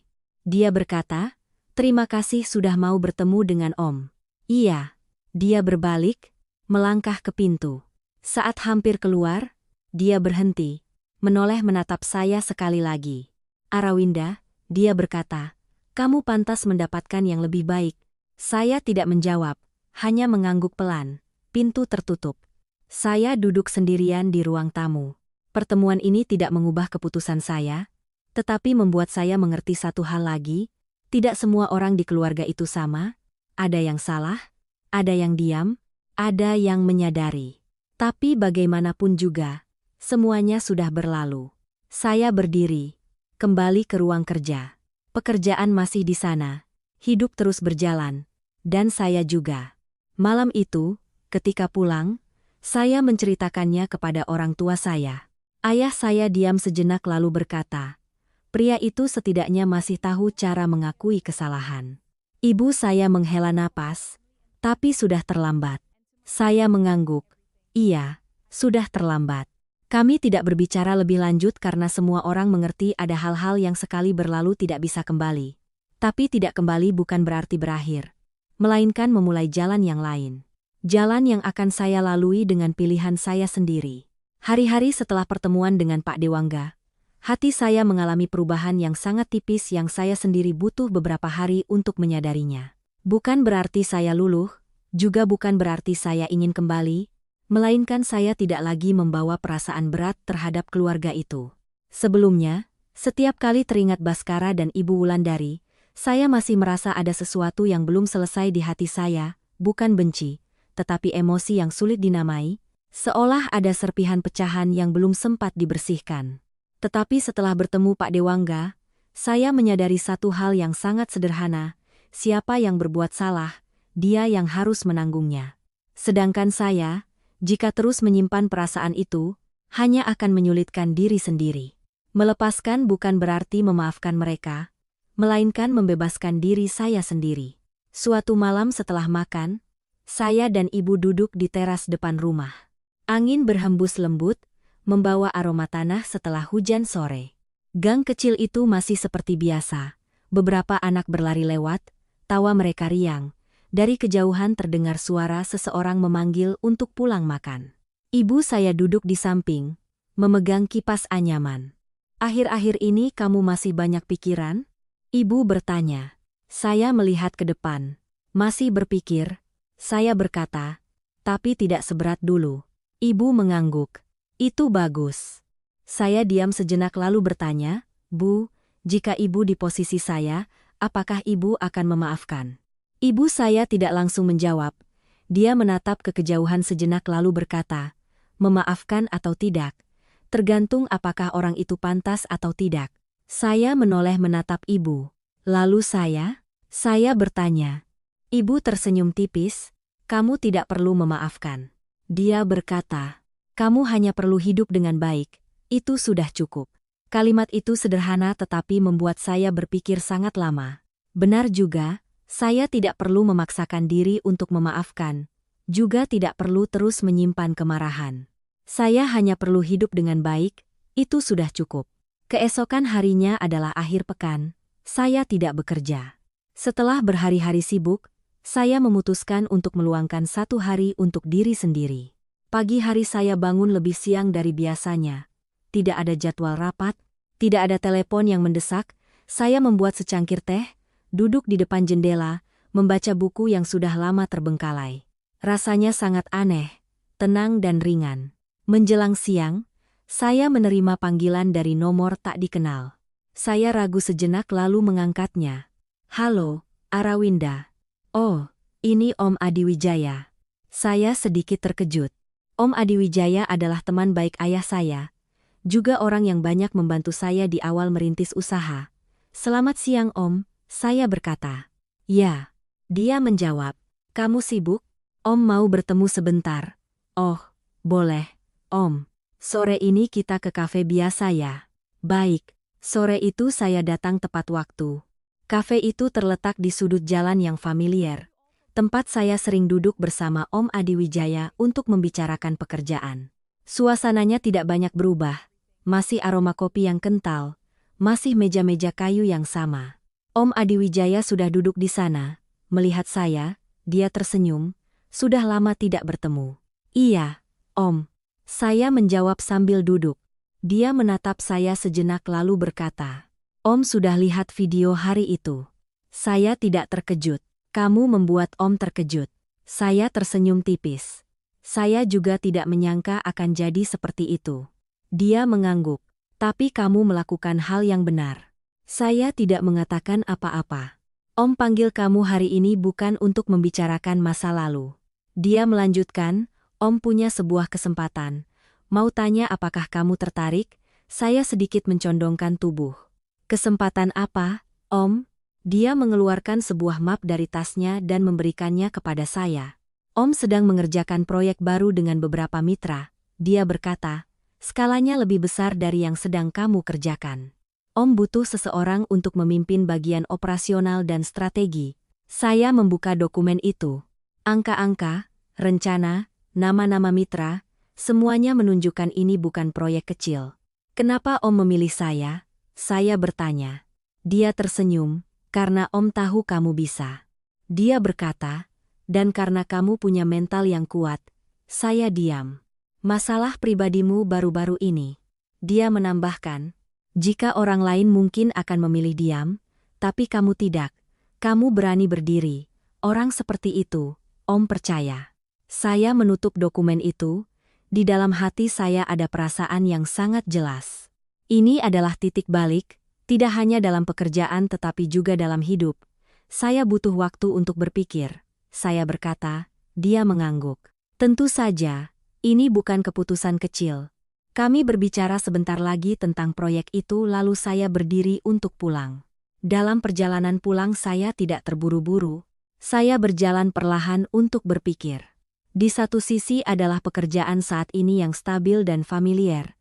Di sisi lain adalah kesempatan baru, lebih besar tetapi juga lebih banyak tantangan. Jika dulu, mungkin saya akan ragu, tetapi sekarang saya merasa berbeda. Setelah semua yang terjadi, saya menyadari satu hal, hidup tidak selalu memberi kita kesempatan untuk memulai kembali. Dan ketika kesempatan itu datang, jika kita mampu, kita tidak boleh takut. Malam itu, Saya berbicara dengan orang tua saya. Ayah saya setelah mendengar hanya bertanya, "Bagaimana menurutmu?" Saya ingin mencoba. Saya menjawab. Dia mengangguk. "Kalau begitu, cobalah." Ibu saya menatap saya dengan sedikit khawatir. "Apakah akan berat?"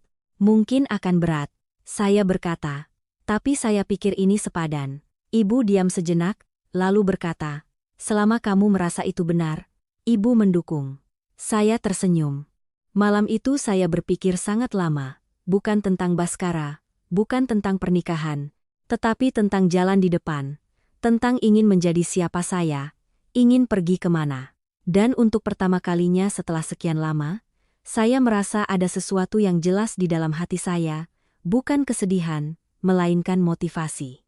Keesokan paginya, saya menelepon Om Adi Wijaya. "Om," saya berkata, "saya setuju." Di seberang sana dia tertawa, "Om tahu kamu akan bilang begitu." Saya menutup telepon, berdiri di depan cermin, menatap diri saya sejenak, lalu berkata pelan, "Ayo mulai lagi." Dan kali ini saya tahu saya melangkah bukan untuk melupakan masa lalu, tetapi untuk melampauinya. Keputusan untuk menerima proyek dari Om Adi Wijaya mengubah ritme hidup saya sepenuhnya. Tidak ada lagi hari-hari kerja yang monoton, tidak ada lagi keamanan yang familiar. Segalanya memasuki putaran baru yang lebih cepat, lebih menekan, dan juga lebih keras. Sejak minggu pertama, saya hampir tidak punya waktu luang. Rapat-rapat yang berlangsung dari pagi hingga malam, rencana-rencana yang harus terus direvisi, masalah-masalah yang muncul yang jika sedikit saja lengah bisa menarik serangkaian konsekuensi di belakangnya. Tapi anehnya, saya tidak merasa lelah, atau lebih tepatnya, lelah fisik ada, tetapi di dalam hati tidak seberat dulu. Karena kali ini saya tahu persis apa yang sedang saya lakukan. Bukan untuk membuktikan diri kepada siapapun, bukan untuk lari dari sesuatu, melainkan untuk melanjutkan jalan saya sendiri. Suatu malam ketika saya masih di kantor untuk memeriksa data, ponsel saya bergetar, saya melirik, ternyata Baskara. Sudah hampir 2 minggu sejak terakhir kali dia mengirim pesan. Saya menatap layar beberapa detik lalu mengangkatnya. "Halo." Di seberang sana hening sejenak lalu suara Baskara terdengar, serak dan jelas. "Arawinda, ini aku." "Aku tahu." Saya menjawab. "Kamu? Apa kabar?" Pertanyaan yang familiar tetapi saat ini terasa begitu asing. "Baik," saya berkata singkat, hening sejenak. "Aku tahu kamu tidak mau bicara denganku," Baskara berkata, "tapi aku masih ingin bertemu denganmu sekali lagi." "Kenapa?" Saya bertanya. "Aku ingin menjelaskan beberapa hal." Dia menjawab, "Bukan untuk kembali, tapi untuk mengakhiri dengan baik."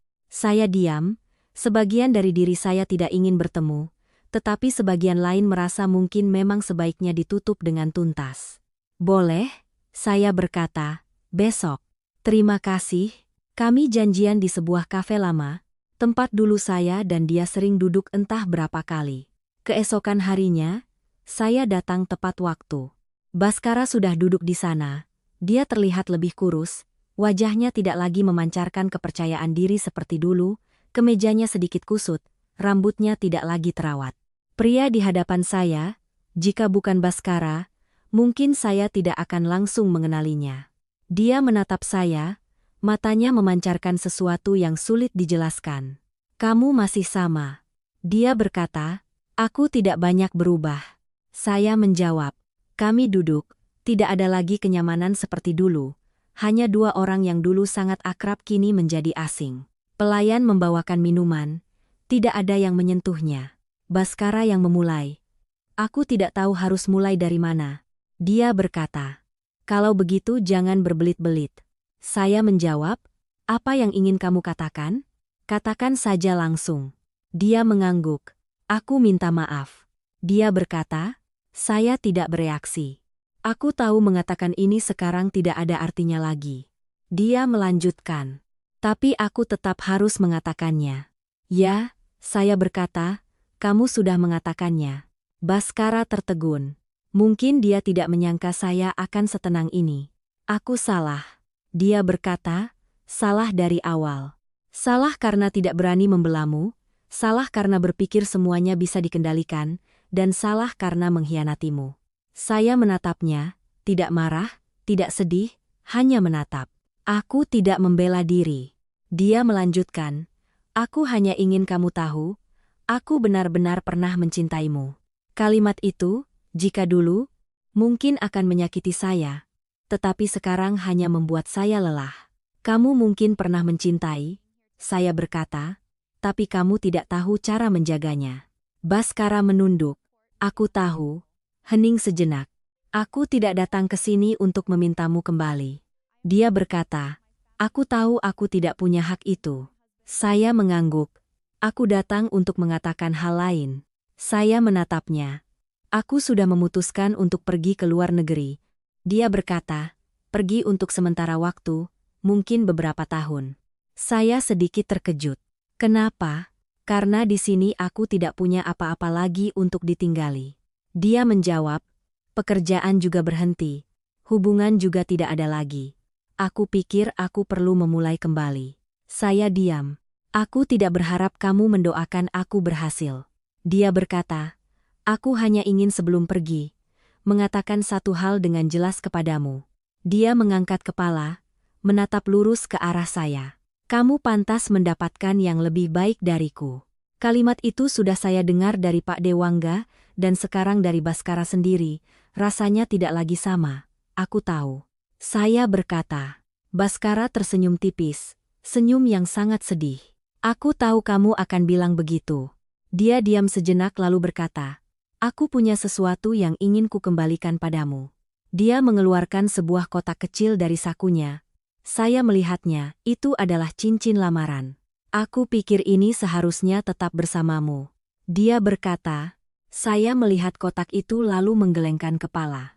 Tidak perlu, saya berkata, simpan saja. Tapi ini tidak ada artinya lagi, saya memotong. Disimpan atau dikembalikan juga tidak akan mengubah apa-apa. Baskara diam lalu perlahan memasukkan kembali kotak itu. Aku mengerti. Kami tidak banyak bicara lagi. Tidak ada pertengkaran, tidak ada air mata, hanya sebuah percakapan penutup. Saat berdiri, Baskara menatap saya sekali lagi. Terima kasih. Dia berkata, aku tidak tahu harus berterima kasih untuk apa. Saya menjawab, karena kamu pernah ada di sisiku. Dia berkata, saya tidak menjawab karena ada hal-hal yang tidak perlu dikatakan lagi. Baskara berbalik lebih dulu, saya melihatnya sejenak lalu juga berbalik dan melangkah keluar. Langit hari itu cerah.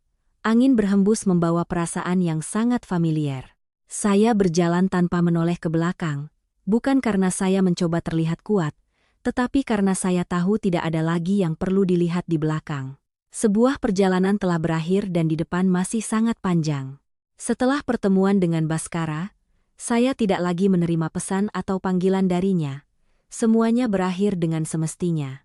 Tidak ribut, tidak berlarut-larut, tidak ada lagi permintaan maaf yang terlambat atau janji-janji yang tidak bernilai, hanya berakhir. Hari-hari setelahnya, saya hampir tidak pernah memikirkannya lagi. Bukan karena saya mencoba melupakan, tetapi karena saya tidak punya alasan untuk mengingat, pekerjaan baru menyita perhatian saya sepenuhnya. Proyek Om Adiwijaya memasuki tahap implementasi yang mendalam. Segalanya menjadi jauh lebih rumit. Angka-angka tidak lagi hanya di atas kertas tetapi mulai berubah menjadi tekanan nyata. Sumber daya manusia, keuangan, jadwal. Sedikit saja ada yang meleset, seluruh sistem bisa goyah. Ada hari-hari ketika saya pulang sudah hampir tengah malam, ibu saya masih menyisakan makanan. Ayah saya masih duduk menunggu, pura-pura menonton TV tetapi sebenarnya untuk memastikan saya sudah pulang. Lelah? Nak? Ibu bertanya. Iya. Saya menjawab jujur, tapi tidak apa-apa. Ayah saya menatap saya dan mengangguk. Lakukan apapun, tapi jaga kesehatan dulu. Aku tahu, kalimat-kalimat singkat itu cukup untuk membuat saya merasa tidak sendirian. Suatu malam ketika saya baru selesai makan dan sedang memeriksa dokumen, ponsel saya bergetar. Kali ini Mbak Ratih, Arawinda, sibuk. Aku mau bicara sebentar. Iya, Mbak, ada apa? Bukan soal pekerjaan, katanya, soal pribadi. Saya sedikit tertegun. Iya. Dia diam sejenak lalu berkata, ada yang mau kenalan sama kamu. Saya tertawa kecil. Mbak bercanda ya? Aku tidak bercanda. Dia berkata, dia mitra dari proyek baru kita. Kemarin waktu rapat dia tanya tentang kamu. Saya tidak langsung menjawab. Aku tahu kamu baru saja melewati masalah besar. Dia melanjutkan, aku tidak memaksa. Hanya saja aku lihat dia orang yang baik. Saya bersandar di kursi. Di kepala saya tidak terbayang wajah orang itu. Hanya satu pertanyaan. Apakah aku sudah siap? Aku belum kepikiran soal itu. Saya berkata, aku mengerti. Dia menjawab, aku hanya bilang saja. Kapanpun kamu merasa siap baru kita pikirkan. Iya. Saya menutup telepon, duduk diam sejenak, bukan karena saya takut, juga bukan karena saya menolak, hanya saja saya belum merasa perlu. Setelah semua yang terjadi, saya tidak lagi ingin terburu-buru masuk ke dalam hubungan apapun. Bukan karena kehilangan kepercayaan, tetapi karena saya ingin jika ada, itu harus menjadi pilihan yang jelas. Bukan untuk mengisi kekosongan, melainkan untuk berjalan bersama. Saya berdiri, pergi ke teras, angin malam sejuk, gang sepi. Saya menatap langit, entah sejak kapan saya tidak lagi bertanya mengapa hal itu terjadi pada saya. Sebagai gantinya, saya lebih banyak berpikir tentang bagaimana saya akan melangkah maju. Mungkin itu adalah tanda bahwa saya telah melewatinya. Seminggu kemudian, proyek menghadapi masalah, tidak besar tetapi cukup membuat seluruh tim tegang. Seorang mitra penting tiba-tiba mengubah persyaratan. Jika tidak ditangani dengan cepat, jadwal akan sangat terpengaruh. Om Adiwijaya memanggil saya ke ruangannya. Kamu sudah lihat situasinya kan? Sudah, Om. Saya menjawab. Bagaimana menurutmu? Saya membuka dokumen, menunjuk beberapa poin. Jika kita menerima sebagian penyesuaian, kita masih bisa menjaga jadwal. Saya berkata, tapi akan mempengaruhi keuntungan. Kalau tidak, kita harus mencari mitra pengganti. Saya berkata, tapi akan butuh waktu. Om Adiwijaya menatap saya. Kamu pilih opsi yang mana? Saya diam beberapa detik. Pengganti, saya berkata. Om sedikit mengerutkan kening. Risikonya tinggi, tapi untuk jangka panjang lebih baik. Saya menjawab, jika kita menerima kali ini, nanti mereka akan terus menekan. Dia menatap saya cukup lama lalu mengangguk. Baiklah, lakukan menurutmu. Keputusan itu tidak mudah. Hari-hari berikutnya saya hampir tidak punya waktu istirahat, mencari mitra baru, bernegosiasi dari awal, menyesuaikan rencana. Kadang-kadang saya merasa sangat lelah hingga ingin menyerah. Tetapi saya tidak menyerah karena saya tahu jika saya sudah memilih, saya harus menjalaninya sampai akhir. 3 hari kemudian, kami berhasil menandatangani kontrak baru, tidak hanya menjaga jadwal tetapi juga dengan persyaratan yang lebih baik. Setelah menandatangani, saya duduk, menghela napas panjang. Om Adiwijaya menepuk bahu saya, kerja bagus. Saya tersenyum, hampir saja tidak sempat, tapi akhirnya sempat juga, katanya. Saya melihat ke bawah pada kontrak, di dalam hati ada perasaan yang sangat jelas, percaya diri. Bukan kepercayaan diri yang berisik, melainkan kepastian bahwa saya bisa melakukannya. Malam itu ketika pulang, saya menceritakannya kepada orang tua saya. Ayah saya tersenyum, anak ayah hebat. Ibu saya berkata, hebat sih hebat, tapi ingat makan yang cukup. Saya tertawa, aku tahu, Bu. Malam itu saya tidur sangat nyenyak. Tidak ada mimpi buruk, tidak ada pikiran, hanya tidur lelap setelah hari-hari yang menegangkan. Keesokan paginya ketika bangun, saya merasa lebih ringan. Bukan karena pekerjaan sudah selesai, tetapi karena saya menyadari satu hal. Saya bukan lagi gadis yang dulu, bukan lagi orang yang menaruh seluruh kepercayaannya pada orang lain, bukan lagi orang yang takut kehilangan sebuah hubungan. Saya telah menjadi orang yang bisa berdiri sendiri. Dan ketika seseorang sudah bisa berdiri sendiri, mereka tidak lagi perlu bergantung pada siapapun untuk bertahan hidup. Saya melihat diri saya di cermin, tanpa riasan, tanpa gaun pengantin, hanya saya, tetapi versi yang lebih baik. Saya tersenyum lalu bersiap untuk hari yang baru. Tidak tahu apa yang ada di depan, tetapi saya tahu saya sudah siap. Hari-hari setelah proyek melewati fase tersulitnya, saya mulai memiliki sedikit ruang untuk diri sendiri. Tidak banyak, tetapi cukup untuk bernapas. Pagi hari tidak lagi terburu-buru seperti sebelumnya. Malam hari tidak lagi harus begadang terlalu larut. Saya masih bekerja, masih sibuk, tetapi tidak lagi merasa terseret hingga tidak sempat berpikir. Dan justru dalam jeda-jeda inilah, saya menyadari satu hal, saya benar-benar telah melewati masa lalu, bukan dengan cara melupakannya, tetapi dengan tidak lagi terpengaruh olehnya. Suatu sore ketika saya sedang duduk di ruang kerja sambil memandang keluar jendela, telepon berdering, ternyata Mbak Ratih. Arawinda, sore ini kamu ada waktu luang? Ada, Mbak. Kenapa? Makan yuk sama aku, katanya, ada yang mau bertemu denganmu. Saya tersenyum tipis. Lagi? Ah, kali ini beda, jawabnya. Aku pikir kamu harus bertemu. Saya diam sejenak, bukan karena saya enggan, tetapi karena saya sedang mempertimbangkan, boleh. Saya berkata, di mana, Mbak? Dia menyebutkan alamatnya. Sebuah restoran kecil, tidak terlalu mewah tetapi tenang. Saya datang tepat waktu, Mbak Ratih sudah duduk di sana. Di sebelahnya ada seorang pria. Dia berdiri ketika saya masuk. Halo, katanya dengan suara dalam. Saya mengangguk. Halo, Mbak Ratih memperkenalkan. Ini Mas Elang, dari pihak mitra proyek, yang aku ceritakan padamu waktu itu. Saya menatap Mas Elang, usianya sekitar awal 30-an, wajahnya tidak terlalu menonjol tetapi matanya sangat tenang. Cara dia berdiri, cara dia berbicara, semuanya memancarkan kedewasaan. Kami duduk, suasana awalnya sedikit canggung tetapi Mas Elang yang mengambil inisiatif. Saya melihat rapat tempo hari, katanya, kamu bekerja dengan sangat teliti. Terima kasih. Saya menjawab. Saya tidak pandai basa-basi. Dia melanjutkan. Saya meminta Mbak Ratih memperkenalkan karena saya ingin berkenalan denganmu. Saya menatapnya.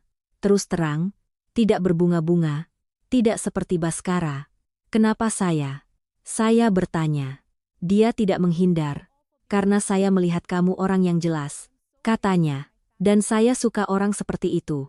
Saya diam, bukan karena tidak tahu harus berkata apa, tetapi karena saya sedang mengamati cara dia berbicara, cara dia menatap, cara dia tidak mencoba membuat kesan. Kamu boleh menolak. Katanya, saya tidak bermaksud membuatmu tidak nyaman. Saya tersenyum tipis. Anda sangat jujur. Saya pikir jujur lebih baik, jawabnya. Kami mulai mengobrol. Bukan pertanyaan basa-basi, seperti kamu kerja apa, berapa usiamu, melainkan tentang pekerjaan, tentang cara kerja, tentang pilihan-pilihan. Dia bercerita tentang proyek-proyek yang pernah dia kerjakan, kegagalan-kegagalannya, keputusan-keputusan sulitnya, tanpa menyembunyikan, tanpa melebih-lebihkan. Saya bercerita tentang perjalanan saya, tidak banyak menyebut masa lalu, hanya yang perlu saja. Percakapan berlangsung lebih lama dari yang saya kira. Tidak ada rasa canggung, tidak ada usaha, hanya mengalir alami. Saat hendak pulang, Mas Elang berkata, saya tidak terburu-buru. Saya menatapnya, maksud Anda? Saya tidak butuh kamu menjawab sekarang. Katanya, saya hanya ingin jika kamu merasa nyaman, kita bisa bertemu lagi. Saya mengangguk. Boleh.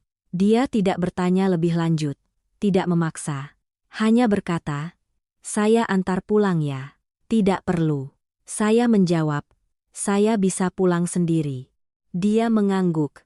Baiklah, kami berpamitan. Saya melangkah keluar. Langit sudah gelap, angin sejuk. Saya berjalan perlahan, tidak terlalu banyak berpikir, hanya merasakan.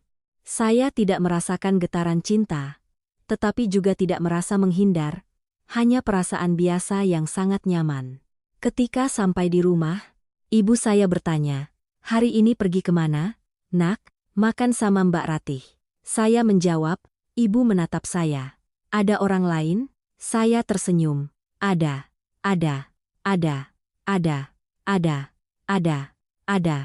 Ibu tidak bertanya lebih lanjut, hanya berkata, bagaimana rasanya?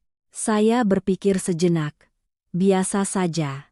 Saya berkata, tapi tidak nyaman. Ibu mengangguk. Itu sudah bagus. Malam itu saya berbaring, berpikir, bukan tentang Mas Elang, tetapi tentang diri saya sendiri. Saya menyadari saya tidak lagi takut untuk memulai kembali, tidak lagi merasa harus waspada, tidak lagi berpikir semua orang akan sama seperti yang dulu. Tetapi saya juga tidak terburu-buru. Saya tidak butuh hubungan untuk membuktikan apapun. Jika ada, itu karena saya mau, bukan karena saya butuh. Keesokan harinya, saya menerima pesan dari Mas Elang. Selamat pagi. Hanya itu. Tidak bertanya, tidak mendesak. Saya menatap layar lalu membalas. Terima kasih. Anda juga. Dakam. Dakam. Sederhana tetapi cukup. Saya meletakkan ponsel, mulai bekerja. Di luar sana matahari masih terbit. Hidup terus berjalan.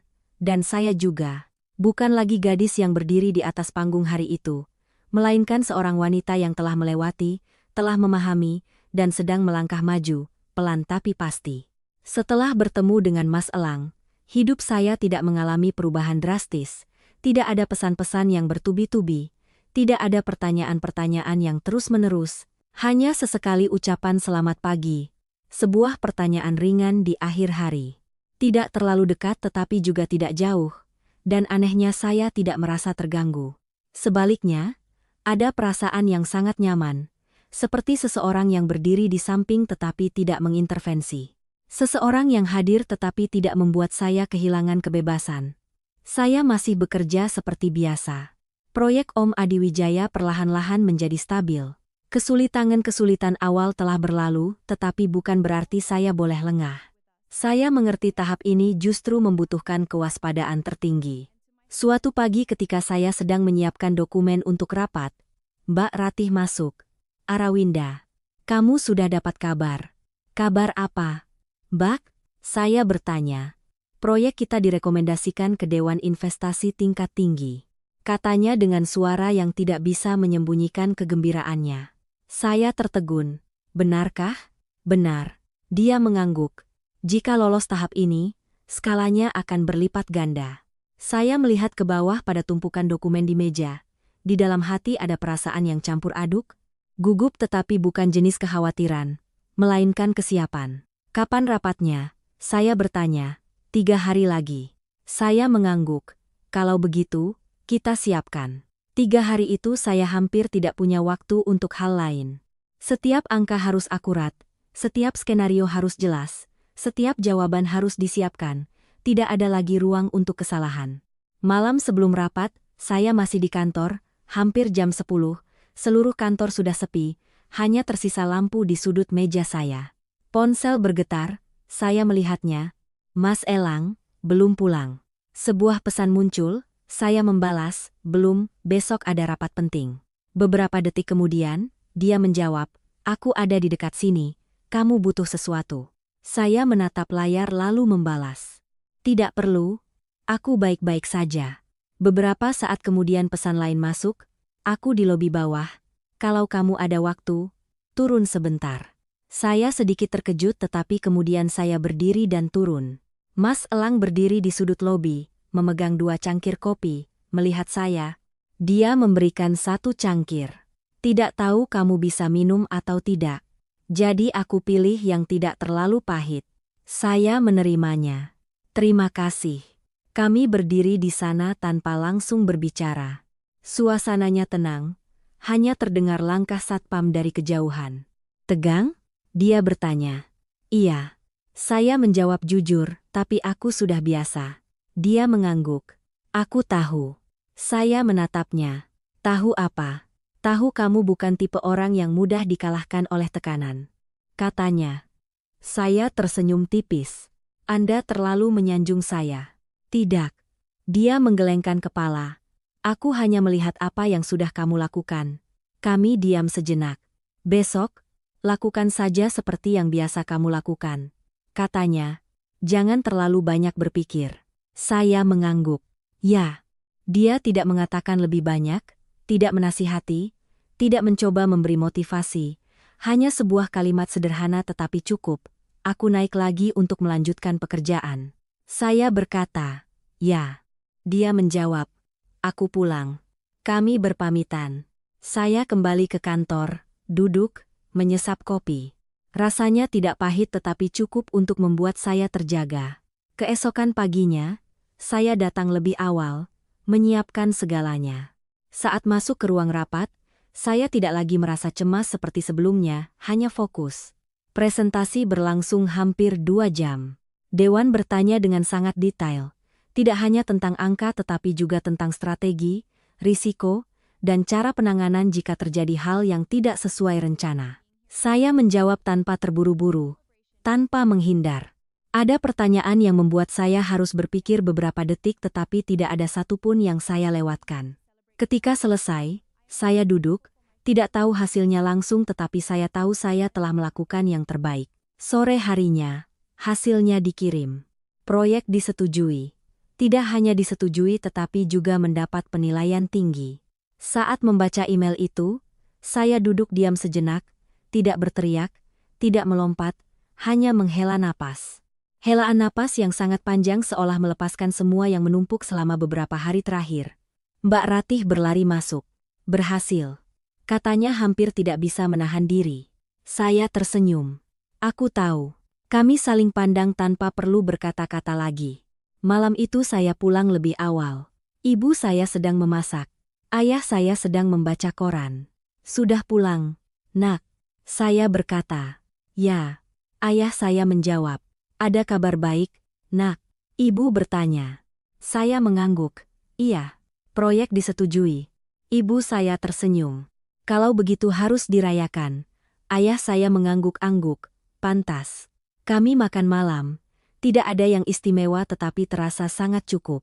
Malam itu saya menerima pesan dari Mas Elang. Selamat ya. Saya membalas, terima kasih. Beberapa saat kemudian dia bertanya, besok kamu ada waktu? Saya menatap layar tanpa berpikir lama. Ada, makan denganku ya. Dia mengirim pesan. Saya tersenyum. Boleh. Saya meletakkan ponsel, duduk diam sejenak, dalam hati tidak ada kegugupan, tidak ada kekhawatiran, hanya perasaan ringan, seolah segalanya terjadi pada waktu yang tepat, tidak terlalu cepat, tidak terlalu lambat. Saya melihat keluar, malam yang tenang, angin sepoi-sepoi, dan untuk pertama kalinya setelah sekian lama, saya tidak lagi memikirkan masa lalu, tidak lagi memikirkan apa yang telah hilang, tetapi hanya memikirkan apa yang akan datang. Malam berikutnya, saya tiba di tempat yang dijanjikan sedikit lebih awal. Restoran itu tidak terlalu besar, lampu kuningnya hangat, suasananya cukup tenang bagi orang untuk bisa berbicara tanpa terganggu oleh suara sekitar. Saya memilih meja dekat jendela, duduk, dan secara alami teringat malam lain, juga sebuah janji, juga sebuah awal yang pernah saya pikir akan berlangsung seumur hidup. Tapi kali ini saya tidak membandingkan karena saya mengerti setiap orang, setiap hubungan, memiliki tempatnya sendiri dan saya tidak lagi hidup dalam masa lalu. Mas Elang datang tepat waktu. Dia masuk, melihat saya, mengangguk pelan, lalu mendekat.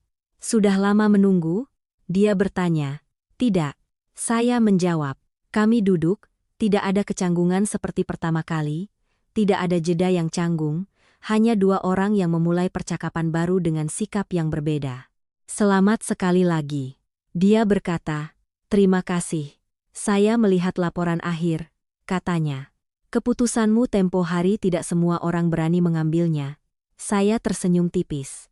Saya juga tidak yakin saat itu keputusan saya benar. Tapi kamu tetap memilihnya, katanya. Ya. Dia menatap saya sejenak lalu bertanya, kamu pernah merasa takut? Takut apa? Takut salah mengambil keputusan, katanya. Saya berpikir sejenak. Pernah, saya berkata, tapi jika karena takut lalu tidak melakukan apa-apa, maka tidak akan ada yang berubah. Dia mengangguk, saya juga berpikir begitu. Kami memesan makanan, sambil menunggu dia tidak bertanya tentang masa lalu saya, tidak menyebut Baskara, tidak mengungkit apa yang telah saya lalui. Dan justru itu yang membuat saya merasa nyaman karena ada hal-hal yang tidak perlu diceritakan kembali agar orang lain mengerti, cukup mereka menghormatinya saja. Boleh saya bertanya satu hal? Katanya. Ya. Setelah semua ini, apakah kamu masih percaya pada cinta? Pertanyaan itu membuat saya berhenti, bukan karena sulit dijawab, tetapi karena saya tidak pernah berpikir suatu hari saya akan menjawabnya dengan begitu tenang. Masih, saya berkata, Dia menatap saya. Kenapa? Saya melihat keluar jendela, lampu jalan sudah menyala, lalu lintas masih ramai, segalanya masih berjalan terlepas dari apa yang telah terjadi pada seseorang. Karena saya tidak ingin satu orang yang salah membuat saya kehilangan kepercayaan pada segalanya. Saya berkata. Dia tidak mengatakan apa-apa, hanya mengangguk. Kalau kamu? Saya bertanya balik. Dia tersenyum tipis. Saya percaya, katanya. Tapi saya tidak terburu-buru. Saya menatapnya, saya juga. Kami tidak berbicara lebih lanjut tentang itu karena ada hal-hal yang tidak perlu digali lebih dalam, cukup dipahami saja. Makan malam berlangsung santai, tidak terlalu istimewa tetapi juga tidak dangkal. Saat pulang, Mas Elang bertanya, "Bolehkah saya terus bertemu denganmu?" Saya menatapnya, tidak menghindar, tidak berbelit-belit. "Boleh," saya berkata, "tapi pelan-pelan saja." Dia mengangguk. Saya juga berpikir begitu. Kami berdiri di depan restoran. Angin berhembus lembut, tidak ada yang berkata apa-apa lagi. Tapi kami berdua mengerti ini bukanlah awal yang terburu-buru, melainkan langkah yang disadari. Saya pulang ke rumah, ibu saya masih terjaga. "Sudah pulang, nak?" dia bertanya. "Iya." "Makan malamnya menyenangkan?" Saya melepas sepatu, meletakkannya dengan rapi di sudut. "Cukup menyenangkan." Ibu menatap saya, tidak bertanya lebih lanjut, hanya tersenyum. "Itu bagus." Saya masuk ke kamar, duduk di tempat tidur tanpa langsung menyalakan lampu, hanya duduk dalam cahaya remang-remang dari luar jendela. Saya berpikir tentang perjalanan yang baru saja saya lalui. Dari hari berdiri di atas panggung memegang mikrofon dan mengatakan 3 hal yang mengubah seluruh hidup saya. Hingga hari-hari kembali ke rumah, memulai dari nol, hingga pertemuan-pertemuan, pilihan-pilihan, langkah-langkah yang telah saya ambil, tidak cepat tetapi cukup mantap. Saya bukan lagi gadis di hari itu, bukan lagi orang yang berdiri di depan kerumunan dengan jantung berdebar dan tangan gemetar karena terluka. Saya telah belajar bagaimana cara berdiri teguh, belajar bagaimana melepaskan, belajar bagaimana melihat benar dan salah, dan yang terpenting, belajar bagaimana tidak kehilangan diri sendiri. Saya berbaring, memejamkan mata, di kepala saya tidak ada lagi bayangan Baskara, tidak ada lagi suara Ibu Wulandari, tidak ada lagi tatapan menghakimi, yang ada hanyalah ketenangan. Ketenangan yang sebelumnya tidak pernah saya miliki. Saya mengerti hidup tidak selalu adil, tetapi selalu punya cara untuk mengembalikan kepada setiap orang apa yang pantas mereka dapatkan. Baskara telah membuat pilihannya, keluarganya telah memiliki cara hidup mereka, dan saya juga punya jalan saya sendiri. Tidak perlu balas dendam, tidak perlu membuktikan, cukup hidup dengan baik, itu sudah cukup. Di luar sana, angin masih berhembus lembut, seolah mengingatkan bahwa segalanya akan berlalu, dan apa yang tersisa adalah hal-hal yang benar-benar menjadi milik kita.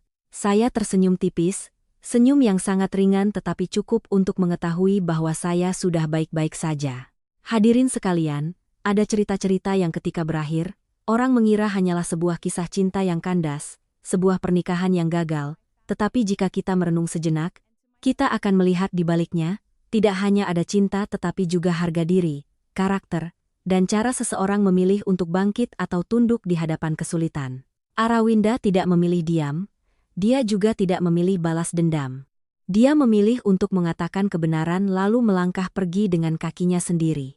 Dan hal yang paling berharga bukanlah dia meninggalkan seorang pria yang tidak pantas, melainkan dia berhasil mempertahankan dirinya sendiri di saat tersulit. Dalam hidup ini, tidak semua orang cukup berani untuk melakukan itu. Banyak orang takut kehilangan, takut kesepian, takut gunjingan, sehingga mereka memilih menutup mata, memilih untuk bertahan, memilih untuk hidup dalam hubungan di mana mereka diremehkan, dilukai, dan ditempatkan di belakang segalanya. Tetapi hadirin sekalian, cinta tanpa rasa hormat cepat atau lambat akan menjadi beban. Pernikahan yang dimulai dengan paksaan, perhitungan, dan kebohongan, meskipun berlangsung lama, tidak bisa disebut kebahagiaan. Arawinda kehilangan sebuah pernikahan tetapi dia mempertahankan harga dirinya. Arawinda kehilangan seorang pria tetapi dia mempertahankan nilai dirinya sendiri. Dan kemudian hidup tidak mengambil segalanya dari seseorang. Ketika dia melepaskan hal yang tidak pantas, dia justru mendapat kesempatan untuk meraih hal-hal yang lebih baik dalam pekerjaan, dalam keluarga, dan juga dalam hubungan baru yang lebih dewasa dan baik. Itulah hukum karma dalam kehidupan. Tidak berisik, tidak terburu-buru, tetapi selalu adil. Kisah hari ini bukan untuk kita menghakimi siapa yang benar dan siapa yang salah, melainkan agar setiap orang bertanya pada diri sendiri. Jika suatu hari kita dihadapkan pada pilihan antara mempertahankan sebuah hubungan dan mempertahankan harga diri, apa yang akan kita pilih? Jika suatu hari kita ditempatkan dalam situasi seperti Arawinda, apakah kita cukup berani untuk mengatakan tidak? Karena hadirin sekalian, uang bisa dicari lagi, cinta bisa dimulai lagi, tetapi harga diri sekali hilang sangat sulit untuk ditemukan kembali. Oleh karena itu, dalam hidup ini tidak perlu bersaing, tidak perlu membuktikan, cukup hidup dengan baik, bekerja dengan benar, dan yang terpenting, jangan pernah menukar diri Anda demi siapapun. Orang yang pantas tidak akan pernah membuat Anda harus memilih seperti itu. Dan apa yang bukan milik kita, melepaskannya lebih awal adalah cara untuk meringankan hati. Kisah ini berakhir di sini, tetapi semoga pesannya tetap ada di dalam diri kita masing-masing sebagai pengingat yang lembut. Cintailah dengan benar dan hiduplah dengan pantas.